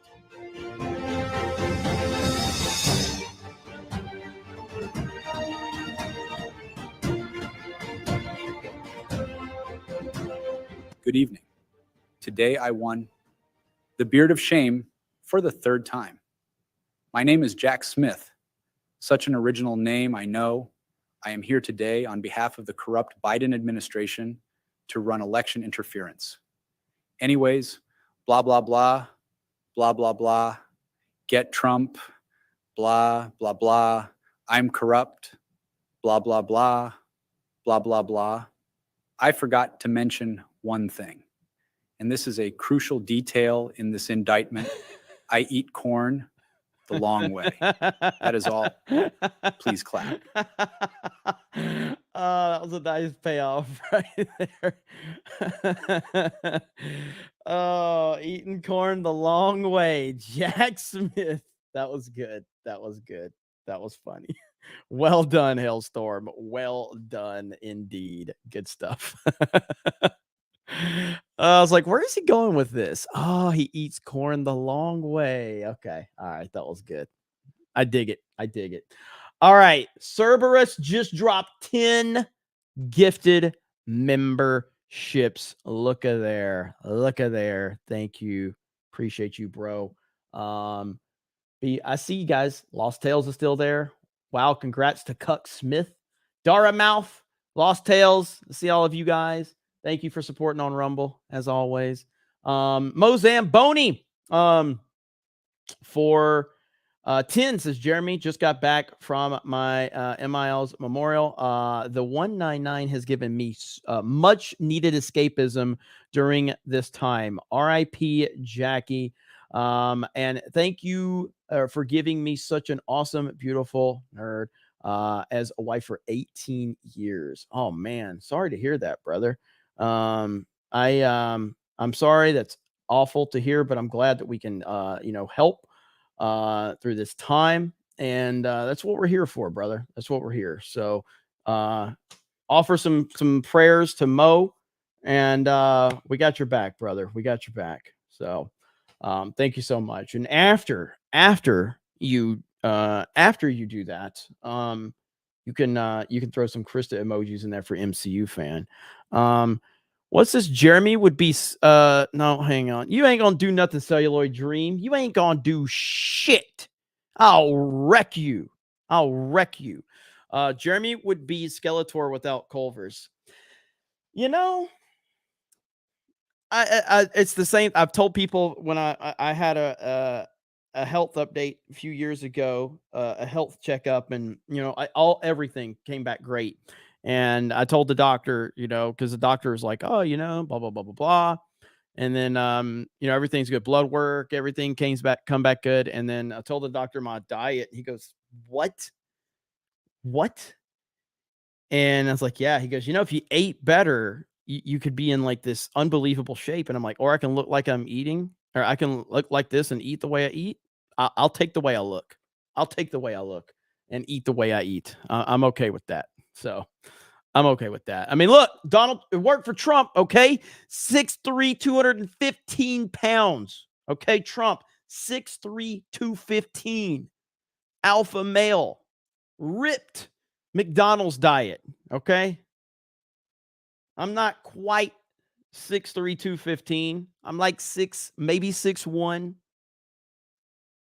Right at 200. There you go. So, let me see. Where are we at? I'm so far behind. Orko the Great got my shipwreck classified figure today. We got that one earlier, Krista, and I did get my my shipwreck. And it's awesome. Hayden 75. Jaffe didn't know the context of Az's rant on the pronoun thing. I don't think it was brought up, but I was in and out. I'm big on context, as you know. Yep. And hey, because of you, Hayden, that clip that we did here on CobraCast that got uploaded to G&G got over 100,000 views, Hayden. All because of you, bro. There you go. Koa Lee, I have traveled a lot and I have yet to see any of that shit. This man, whoever Jeff Man is in a bubble. 100%. Devin the Piazza for $9.99. Thank you. Cattle Dog, as a minority, there is nothing more cringe than a white guy claiming there are good white guys and other white guys are just racist. I don't get it like they do. Just stop, man. We don't care. 100%. Magnum Norse, Jeremy eats whalebone the long way. That's pretty good. David Phillips, I highlighted it, but hey, Jeremy, is the bearded dude is definitely not masculine. Yes, he is definitely not masculine. And thank you, David. And David, even when you didn't super chat, I saw David. He was screaming at me in the comments. He's like, "Stop this, Jeremy! Stop this, please!" Talking about the the David Jaffe interview. And Super Grove was 20. I got that one, Krista. Let's see. Hayden says Jeremy won't eat Beardo spaghetti because Beardo murdered the cast iron pan with soap. What is this, Krista? Is this like something that happened during your stream? Yeah, so the cooking stream that we did, Beardo used his iron cast and then he cleaned it and used soap, and the chat was roasting him for that because you're supposed to just use water with a sponge and then make it all nice and shiny with some oil or something. But yeah, RIP to his cast iron. The number one rule on the internet is you're going to get roasted and you're going to get memed, and especially if you're part of G&G community. If you're part of the 199, you are getting roasted, all right, for something. It's just part of it. And you just have to accept it. So that's pretty funny, actually. So, all right. Where are we at now? Let me see. Bilbo T. Baggins. I got that one. The Bilbo T. Baggins for 5. Koa Lee. Stream just started. I got that one. Zinny Biscuit. Got that one. Johnny the Wits Kid. I was streaming Vector Man on Genesis. You played it? I feel like I played Vector Man a little bit back in the day, but not too in depth. Can't stop thinking about it for 2. Krista, that looks suits you. 2 thumbs up. Thank you. With her, Krista was very excited about her bangs. They were like, she was telling me, and it looks like everybody, I saw people in the chat was complimenting your bangs. So I Yeah, guess thank they're you, happy guys. about it. So Eric K, don't hate me because I'm beautiful. That's why I didn't pull you in when I brought Steph and Krista in earlier. I just didn't. Eric and Jay Hailstorm, the beauty would have just been outstanding if I would have brought those two guys in. And I just, man, we couldn't handle that. Jared the American for $4.99. There are two types of Mexican aliens. One's a fake, and the other comes to America to steal your job. Also, Jeremy, did you see the video I sent? Where did you send it? That's going to be the question. Where did you send it? And I will let you know if I saw it. Johnny the Wiz Kid, do you know the thing or do you know the way? Thank you, Johnny. Sierra Tan, what's up, Sierra Tan? I like when you pronounce Versal as Versailles, Versailles, whatever it is. Versailles, is it Versailles? Is that what it is, Krista? You don't know, do you? I don't know. Yeah. Mountain Mutt, adios to Krista's forehead. There you go. Thank you. Cerberus for $1.99. Versailles. That's it. Versailles. Fuck, I don't know these fucking words. Eric K. Jeremy, tell us the story how you started wearing the same ripped jeans since the 8th grade. Are they that lucky? It's so funny. So it's weird because the other day I was wearing these other jeans and like Steph and Krista were like, oh my God, you're not wearing ripped jeans. And I'm like, so my whole way of like clothes is if I find something that I like, I buy a lot of it and then I just wear it until I get tired of wearing it. So years ago, I was at Sam's Club and I just a pair of jeans that they had caught my eye. I'm like, I kind of like those. I'm gonna try them on. I tried them on and I bought like 7 or 8 pair of these jeans just because I liked them. And now I'm starting to wear those instead of the other jeans that I always wear. So there you go. MCU fan is really mad, by the way. My ex-wife. Yeah. Apparently they're in love with Patrice. Oh, really? Yeah, they're lovers. Did we just make a gay relationship tonight? I mean, I didn't. Be that bigoted. We can't be that bigoted if we've got the gay relationship going tonight with Patrice and MCU fan. Exactly. Listen, I'm a supporter. I'm an ally. Never apologize for standing up for an LGBTQ2 plus allies. Okay, we are allies here, so we definitely support the gays. So I'm happy to hear that. All right, thanks, Krista. Thank you.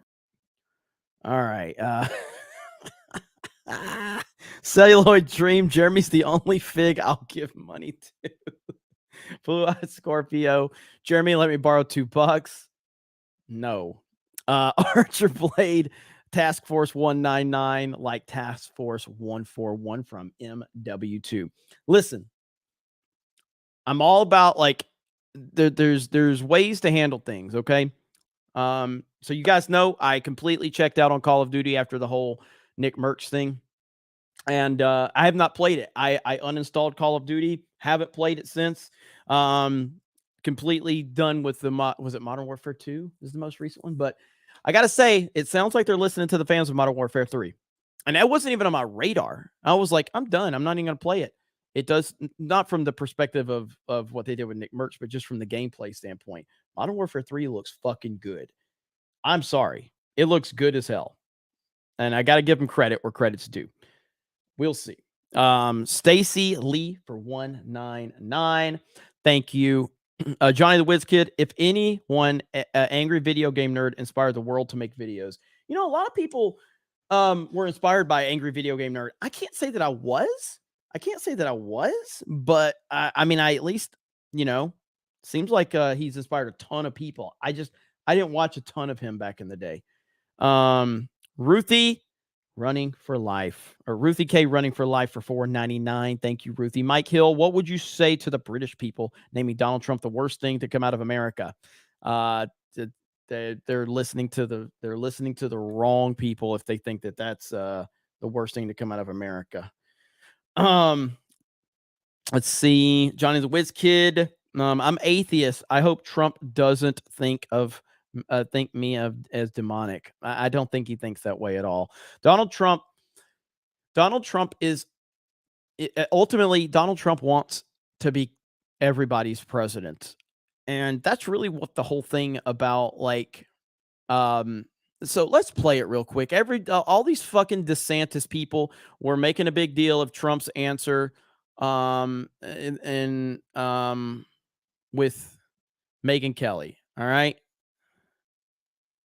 So right here, I'm just going to play the sound bite that they're all running with so we can play the context that they want to push out there, because this is what they're pushing out there, okay? This is what they're pushing out there. Dave Rubin pushing this out there. So right here. Can a man become a woman?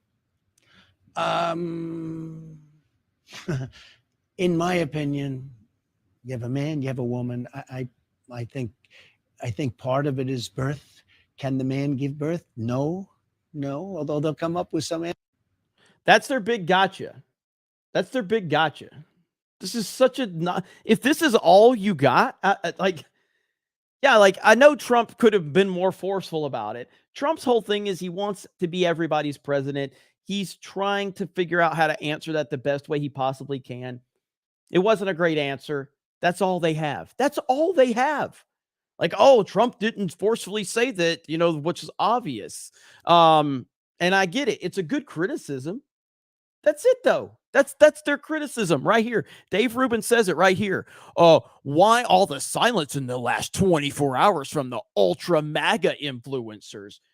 That's all they have. That's it. Okay. He had a bad answer on that question. Okay. I agree. It's a bad answer. Am I supposed to stop supporting the greatest president of my lifetime because of a bad answer? No. These people are nuts, man. So yeah, it's a bad answer. Next. Okay, there you go. But he did ultimately say no. He just didn't say it as forcefully as he could have, but he did still say no.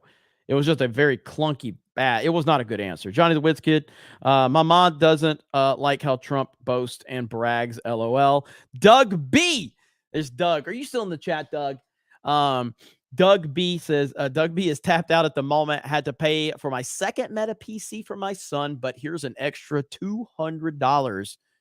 Now, they listed it as $5, but I think it's good. We can chalk that up to a $200 super chat from Dougie B. Thank you, Doug. Are you still here, brother? I don't know if Doug's still in the chat. I can't keep watching the chat, but I don't. There he is. What's up, Doug? He's still here. My boy Doug is still here. All right. What's up, brother? Thank you for that $200 disguised as a $5. Vex's Fear. Sorry, Aminti, I don't have bombs to drop. Alan Tanasi, beautiful Hillary could probably get it when she was in her 20s. Joseph A. Normally rewatch gang, but here live after a 10-hour shift. Hail the 199 Trump 2024 from this working man. Well, welcome in. That was a little bit earlier. Isaiah Byer says, as a Catholic, I see he is a God-fearing man and someone I can follow to a brighter future. God bless the USA and Trump 2024. East Coast Toasty Boy. Megyn Kelly did a good interview. Trump didn't command the room that time. Hard questions were asked, but I'm disappointed in Trump's answers on some things. Yeah, I mean, I think that's a fair take. That's a fair take. Listen, Megyn Kelly's she's damn good at what she does. I'm not a fan of Megyn Kelly, but she's good at what she does. Bill Parlier says Trump Emperor King the must flow. Probably the salt must flow. Hail the 199. East Coast Toasty Boy. Okay, gotta sleep. Be easy, as Ripa says. T Money 24. Super Grova. He rambles, but he's consistent. I'll take that. Jay's gaping butthole and your gay PS5s. Christian Rocker. What I love most about One Piece is how much the actors truly care about the source material and their roles, especially Emily Rudd as Nami. Second that. I've seen a lot of that stuff too. They really did love it. Super Grova, we're up for the battle. 199, 100%. Bring it. Sophie, tag on Discord. Tucker changing money in Argentina. Change money in Argentina. Sad. Okay, I'll have to look at that. I don't know what's going on with that. Modalicious, it's Daddy Waffle happening. Orange Agonton. That's some old Modalicious. That is some old school Geeks and Gamers lore right there. I respect that. Jay's gaping butthole for $2 says Jeremy loves me. Flag Ninja. Here's 10,000 Brazilian dollars. Now we're talking. Elsa Barrett. Good day. Well, if it isn't Patty McNeil, what a cute little kitty picture. Super Grova. Tell Patrick I always put the sexy back in full screen. Look at you. E Aesthetic says Patrick for 199. Steiner Math. Patrick, the big bad booty daddy, will be around for your mom later. David Phillips for 20. Very for 10. I love the Hulk Hogan Trump because he is a real American. The Buzz CJC just became a member. Titanfall 2 fanatic. Can we play sometime? I would love to set something like some private lobbies up. So we were talking about doing that with some of our members on the Geeks and Gamers channel. Potentially. I really want to play Titanfall 2 tonight. Fantastic, Mr. Knox. Patrick eats corn the long way. Oracle of Doom. Jeremy Osteen, bless us. Jeremy Osteen is very, very, very happy. 15 hundies in Super Chat. 15 hundy. But Jeremy Osteen is very disappointed because we haven't hit 100 new members yet. We need 23 more to have 100 members. And then Jeremy Osteen will bless this chat with a big old wobmin. Tyrannus Sagna says, yeah. For 10. Based Mama Bear. I just got here, but this is for you, Patrick. Hayden Wayne on Wednesday, Geeks and Gamers was number 23 most super chatted worldwide on all categories. Nerdrotic was 78. A great day for the fellowship. Holy crap, really? So on Wednesday, which comes off the Tuesday night's main event, G&G was number 23 in the entire world. Listen to me. That is all of you. That's you. You guys make that happen. That is a win for us. 23 in the world. That is crazy. 23 in the world. That is wild. Let's see here. So it would have been that is just crazy. I was looking at it now, but I don't see where we were. What was this? Hang on. So if you go worldwide, let's see here. Actually, well, if you go, are you kidding me? So on the 6th, this is crazy. All right, this is crazy. This is last week, though. So after Tuesday night's main event. So on 9/6, so 10 days ago. All right, 10 days ago. This was worldwide. Geeks and Gamers was 12th in the entire world for Super Chats. There's Star Wars Theory. I know he was crushing it with his Ahsoka reactions. Shout out to my boy Theory. Geeks and Gamers was 12th in the fucking world. 12th in the world? That's fucking crazy. And in the US, we were 2nd in the US.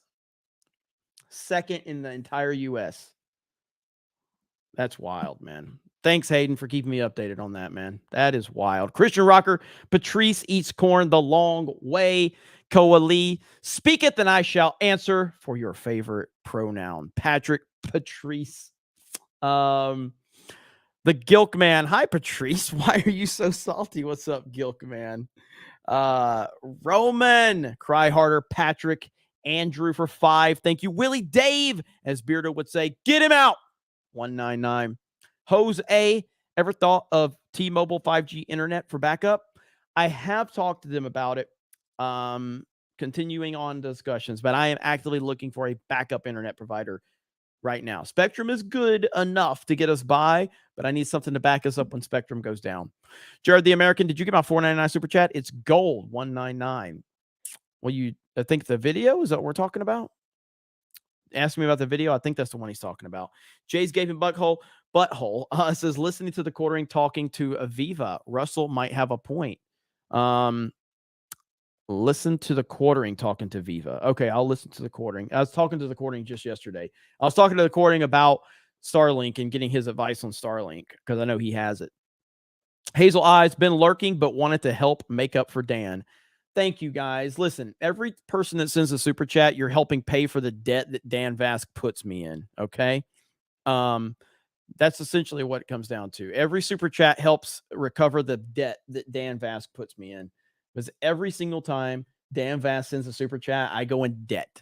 All right. I almost had to sell like my vehicle the other day because Dan Vask sent a $100 super chat. Oh, it's all red and it's Dan Vask. He's a rock star. Oh, yay. Man, he's so nice. No, that puts me in debt every time. So thank you for helping pay for the debt that Dan Vask puts me in every time. Irish Jedi. That's true, Hayden. But I'm still waiting for the apology tweet from him for appearing on the show and for some of the things he said on this episode. I don't know what specifically. Let's see. Oh, you're talking about David Jaffe apology tweet for appearing on Side Scrollers and for the thing. Okay, I got you. Steiner Mess says this guy sounds jabbed and wears masks in a car. Jay's gaping butthole. Hate are you gay? What? Cora Line. Trump didn't imprison anyone or else they'd get fame. Brer says this is terrible to watch, talking about the Jaffe interview. Jay's gaping butthole. He's garbage, been abused. Fuck out of here with that BS. I think that's what you're saying. Dragon Dan, straight white male here, raised by a single mom, picked on in high school, mistreated by family and managers, served in the army, worked in retail. Am I privileged? No. You, sir, are a person that overcame pretty tough situation. And now here you are, a member of the 199 in the snake pit. Johnny the Wiz Kid, this Jeffy guy. Gods, gag me with a spoon. Can't stop thinking about it. He not realize you misgendered jail time and fines. Irish Jedi, his child, look at me. I am the parent now.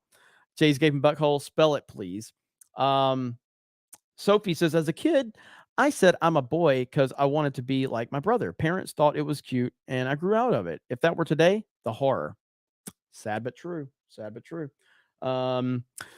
Eric K, I am the master of the universe, Jeremy. Do not deny my truth. Eric K has told me I have to refer to him as the master of the universe now, or he'll quit. Modalicious says he's a poor father, to quote a woke comedian. I don't have to be a pilot to know something's wrong when there's a helicopter stuck in a tree. Well said. Dom H, if your 12-year-old kid says he wants ice cream and cookies every night for dinner, you going to listen to him? Exactly. Steiner Math, 15 years from now, you're going to have a lot of 20, 30-year-olds who are going to hate their parents for allowing them to do this to themselves at 10. Modalicious, I'm beginning to think Westboro Church has a point. Eric K, the camera does not like your face. Hashtag radio face. 10 head. CommieTube wouldn't let me say what I wanted. You'll have to fill in fill in the misspelled bad words. Makes it difficult sometimes. But we know. Zero Cool hacked the planet. Zero Cool hacked the planet. Nagranol, MCU fan and Patrice are girlfriends. It's completely normal trans lesbian relationship. Mountain Mutt, Krista, you're going to Halloween Horror Nights with Jay this year. Please, are you? Krista, are you? John Joseph Gray, hey all. I hope all is well with you. I personally think the NFL are hypocrites that truly do not care about the fans. That's a fair take. So apparently the NFL did research on how they choose the halftime show, the pop band. They book most of the non-fans like versus AC/DC or Metallica, who fans actually listen to. That's another one from John Joseph Gray. Cattle Dog says, best chat ever. The Snake Pit rocks. Zero Cool for $2 again. What's up, Zero Cool? Another one for $2. And let's see. Holy crap, there's a lot more. Dara Mouth can't do much more, but we like to get more Rumble Rants and memberships going. All memberships go to Creator until the end of the year. Let's get it going, guys. Trump 2024 199. That is true. And yeah, I mean, listen, I really do appreciate how passionate our Rumble followers are over there. And Like I said, so me and Jed are actually going to be talking this month, this weekend. We're going to be talking about some different options about how we could potentially do CobraCast and add some more stuff, make it a little more interactive for you guys. So those discussions are happening, and all the support you guys give us allow that opportunity. So thank you, because I want to have CobraCast on Kick, Rumble, and YouTube all at the same time. That's what I want. And I know the most important part of the show is the people watching, whether you're on YouTube, whether you're on Rumble, or whether you're going to be on Kick. The most important part of the show is the people watching us. Wisdom prevails. $10 Rumble rant. Russell Brand been over the target for a while now. They are finally coming at him with smears. Vault 95 Survivor. You missed my rant about veterans. It was $2. I'm a poor boy. Can't spend much, but I spend it on Rumble, so you get a bigger cut since YouTube takes so much. Hail the Snake Pit. Hail the 199. Thank you, Vault 95 Survivor. I know you're always supporting over here, brother, and I appreciate it. AP from the Hills. He never brought receipts or data to his assumptions. He also told Melanie she should stop being uncomfortable with female penis in her space. Yeah, I heard him say that part. And yeah, he kept saying, oh, if you have me some data to show, it's like, you're not providing any data for your point, bro. So why do you keep bringing up like data? Like, you don't have data to support what you're saying.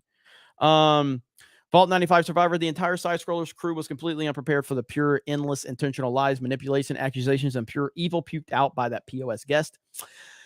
I don't know if they were unprepared. I mean, I know for a fact Craig was prepared because Craig is a smart guy. And so I think I think they were prepared. They just, look, man, it went 5.5 hours. They got some good content out of that. Vault 95 says the Side Scrollers guest would absolutely be the first in line to voluntarily shove his imaginary made-up enemies into gas chambers and ovens. The side-scroller playback is 10 billion% worse than Brie Larson's feet. Alpha Zero Omega. I turned down a 6-figure job because I refused to get a certain shot. Standing by your principles defines who you are. Hail the 199. We stand strong. Vault 95 says, Jeremy, did you see the video of AOC's constituents screaming at her to get the illegal aliens out of their district? It was interesting watching her ignore her voters. I did see that. I did. Sierra Tan 5. Have you noticed that whenever Trump does something popular, they have to have DeSantis do it? It's sadly cringe. It is very sad. It really is. Eric K for 2 chat. MCU fan does not want does not want all to know he is Krista. That's what Eric said. I don't know what the fuck Eric's talking about. Brian Stewart, can I please get a fuck Naughty Dog and a Neil Cuckman? Yes. So I could just say it like this. Solo lost money. Raylos are weird. Fuck Naughty Dog. Fuck Neil Cuckman, and we will talk to you later. I was looking at the wrong camera. Solo lost money. Raylos are weird. Fuck Naughty Dog. Fuck Neil Cuckman, and we will talk to you later. There you go. All right. Let's see where we're at now. Tons of member messages. Let me see. I mean, a lot. Gray Talon, way to go, member message. Thank you. The Buzz, CJC, welcome to the Snake Pit. Thank you for becoming a new member. Mr. Parker gifted a D-Day Cobra membership. Thank you. Yo Pops became a Cobra legend. That's tier 3. And Yo Pops gifted 5 D-Day Cobra memberships. Thank you. Oh crap, who's been gifting memberships? Says we're at 89 now. We're almost at 100. Categorical says Chris's haircut is the sound of Alec Baldwin's Chris's haircut is the sound Alec Baldwin's finger makes. Real Sean Mack gifted 5 D-Day Cobra memberships. Lying Dogface Pony Soldier gifted a D-Day Cobra membership. Holy fuck, racist jokes. You hear about the black dude that died on the I-4. Let's see, he stuck his head out the car window and his lips man, damn, y'all. God damn. Still on fucking YouTube.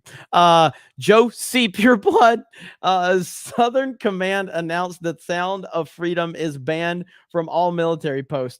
Reason they said it's a right-wing extremist film. That does not surprise me. As is Wonky Eyebrow. Hail Jeremy, hail the 199. As is right, we got his back. Man buns are gay, and so is Dan Vaskin, Bon Jovi, and Ryan. All is good. Have a good show. Thank you. Sandro, brave YouTubers call out Dr. Disrespect for his pronouns reaction. No. Lots of subs. Oh, well, Dan Vask is a menace. Watch Luffy meets Mangaka, real respect. Noted. Rector Angus, $69.69. Christmas bangs make me praise Ara. Fantastic Mr. Knox, $199 dues donation. Larry, 13 plus months going strong, $199. Jay's Gaping Butthole Jeremy is 199% gay. Love ya, Ara. Wanda Jacksomoff says, just a book series recommendation for the 199, Eternal Frontier by Anthony J. Malcury. Hail 199 or Hail Friday Night Tyson, the 199. Shrapnel, Trump or Bust 2024. Thank you for the very kind person who gifted me a membership. Love the CobraCast. Possum Throwing Champion says, hi, Krista. Lean back, have a snack, take a nap, gifted 5 D-Day Cobra memberships. And then also says, Hail 199. Thanks for the gifted subs over the summer. Giving it back. Soviet Bean gifted 5 D-Day Cobra memberships. Thank you. Joseph, vote for me in 2024. I won't drain the swamp. I'll nuke it into glass parking lot. Madman 2024. Creston says, Hail to 199. God bless America and God bless President Trump. The gifties are what makes this epic show possible. That's right. The gifties are amazing. And I think we're over 100 because of the 10 from David Phillips that just came in.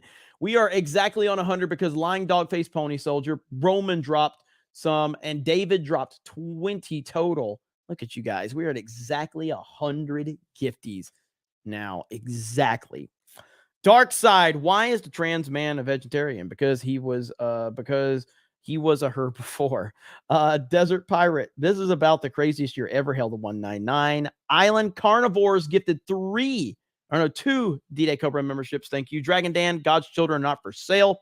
Thomas says, I'm running on 1 hour and 24 hours behind, catching up on the Patrick Bet David slam dunk on Alphabet Mafia. Wanted to say thanks to Jeremy and everyone for all you do. Hail the 199. Thank you. John Capola says, you have to go back on your video opening. Welcome to another video. This is your signature opening, Trump 2024. Should I open a CobraCast like that? What's up, CobraCast Nation? No, that's not it. What's up, CobraCast 199? It's Jeremy coming to you with another video. And today we're going to talk about Donald Trump. Is that what we're going to do? I don't know. CobraCast 199, CobraCast Nation, what's up, CobraCast doesn't work. So it's got to have something. What's up, CobraCast 199? It's Jeremy coming to you with another video. And today, CobraCast 199. I don't know. Got to feel that one out. There's a lot of yeses and a lot of nos. You can tell who started watching me recently and who's been watching for a long time. Let's see. Or I could be like, let me see. I could do the whole, welcome, CobraCast Nation. Let's get right into the news.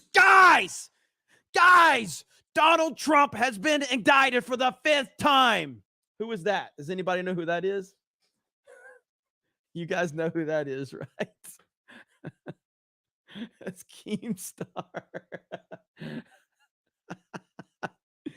Oh, man. I like Keemstar. I don't know him. He doesn't know me, but I'm a Keemstar fan. 199 Scranton says, I liked your One Piece review. I can't stop thinking about it. Donald J. Trump is taking over.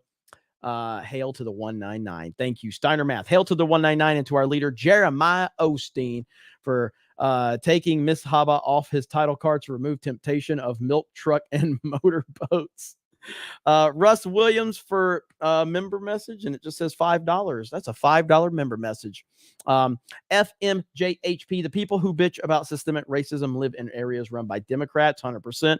Tinhead, if you called me retarded for having a drink, I'd call you an uptight son of a bitch, and we would just nod at each other, and that would be the end of it. Absolutely. That's exactly how it should go. That's exactly how it should go. Tweeted Tone says, late, did I miss Jeremy Osteen? I bet that potential sponsor wanted to censor our Osteen. We love Jeremy Osteen. Never let it die. We'll keep sending money. Well, on that note, Jeremy Osteen sees 100 new gifted memberships And Jeremy Osteen offers a big wamen to this chat. You have been blessed, chat, with all the gifties and all the super chats. That's a big wamen from Jeremy Osteen. Jeremy Osteen is very, very pleased. Muhammad, I recommend JoJo's Bizarre Adventure and Fist of the North Star, Jeremy. I have been recommended JoJo's Bizarre Adventure a lot. Lying Dogface Pony Soldier gifting a D-Day Cobra membership. Thank you, Dragon Dan. Idea 1 or 2 man talk CobraCast per month. I was supposed to have Rolo on tonight, and there was just way too much going on. And look, I mean, we're almost at a 4-hour show, and I kind of want to do Titanfall as well. It's gonna be I'm gonna be playing it by myself though, which wouldn't be the first time I played with it by myself. But I'll probably be playing Titanfall by myself.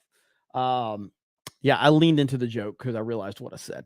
But with that said, I probably am gonna run Titanfall. I'm probably gonna run Titanfall.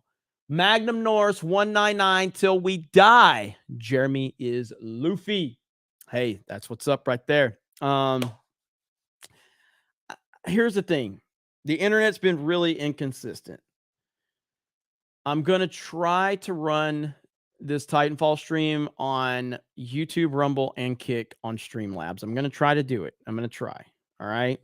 I don't know who's going to join me. I don't think anybody's going to join me. I don't know if anybody fucking has the game installed. It's on PS5. So we're going to do that. Ladies are probably tired and they're going to bed, right, ladies? Y'all done? Yeah. Ladies are done. It's bedtime. There you go. Ladies aren't having none of it. So you two can get the hell out of here. I know you're tired. So I know you're ready to go to bed. So thank you, ladies. Great job tonight. Good night, Snake Pit. Tell them where they can find you. Oh, you can find me on Twitter, Instagram, and Kick My Nerdy Home. Search it everywhere. I come up. There we go. Nova. You can find me everywhere too. Y'all are so tired. Fans. Chris and Nova. 2 V's. Night, ladies. Good night. Good night, Snake Bye. Pit. Bye. All right. Are you gonna play Hailstorm? Yeah. There we go. We got one. All right. So at least we're gonna have Hailstorm playing. So all right, I'm going to end this one quickly so I can get this next one started. Okay, so here, hang on. Let me set. Damn it! What am I doing? It's 1 o'clock in the morning. I've been streaming for 4 hours. I did 3 hours on Friday Night Tights, but I just love Titanfall 2 and the Snake Pit so much. So I would rather. Where else would I rather be? You know what I mean? So, let's see here. So let me schedule the stream. Schedule. Give me a minute. I can't believe, like, do you have it on PlayStation 5? Yep. All right. See if anybody, message the chat and see if anybody's, I doubt anybody's around, but we can at least see. Save. I'm trying to set this up right now, so give me just a second, chat. Freaking Titanfall.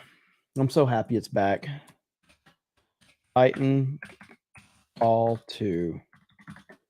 That's all I'm putting. I'm just putting Titanfall 2 as the whatchamacallit title. That's it. Just Titanfall 2. That's how excited I am. All right. Next, public. We'll set it for, I guess, give me like 1:15. Boom. All right. The link is made, chat. The link is made. So we're going to run some Titanfall 2. I'm going to try it. I'm going to try it from Streamlabs so I can run it through Rumble, YouTube, and Kick. See what happens. Here's the link right here. So we'll see what happens there. Eric K. I know there's the link right there. So Eric, there's the link. I'm gonna pin that post right there. So if you want to join us, you can. All right, they're streaming at me to do some Sabaton, so I guess I have to. Sandstorm scanning in. Thank you, awesome guy, for the 199, and thank you, Snake Pit, for the CobraCast gifty. Hell yes. All right, because you asked for it, you're gonna get Sabaton. All right. So I appreciate you guys. Thank you to Eric K. Shout out to you, brother, for another great job as always. Thank you for being here. This was fun. It was fun. It was a good one. Link for the Titanfall 2 stream is pinned post. I'm going to try to do it on Rumble and Kick. We'll see what happens. I got to pull all this together in a really quick amount of time. Fire it up. Thank you guys. Thank you to Hailstorm. Thank you to Krista. Thank you to Steph. Thank you to Eric, the mods, everybody else. Appreciate it, guys. And we'll leave it at that. Thank you for supporting. I'll see you on Titanfall in just a few minutes. I'm tired, but we're going to play some games and have some fun.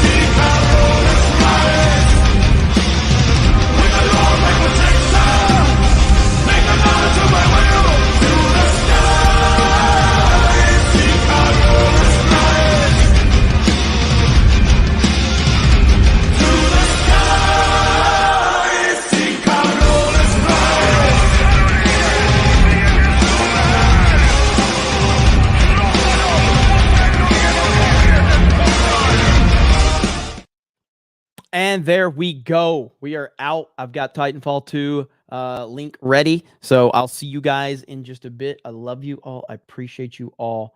I'll see you very soon for Titanfall. Let's go.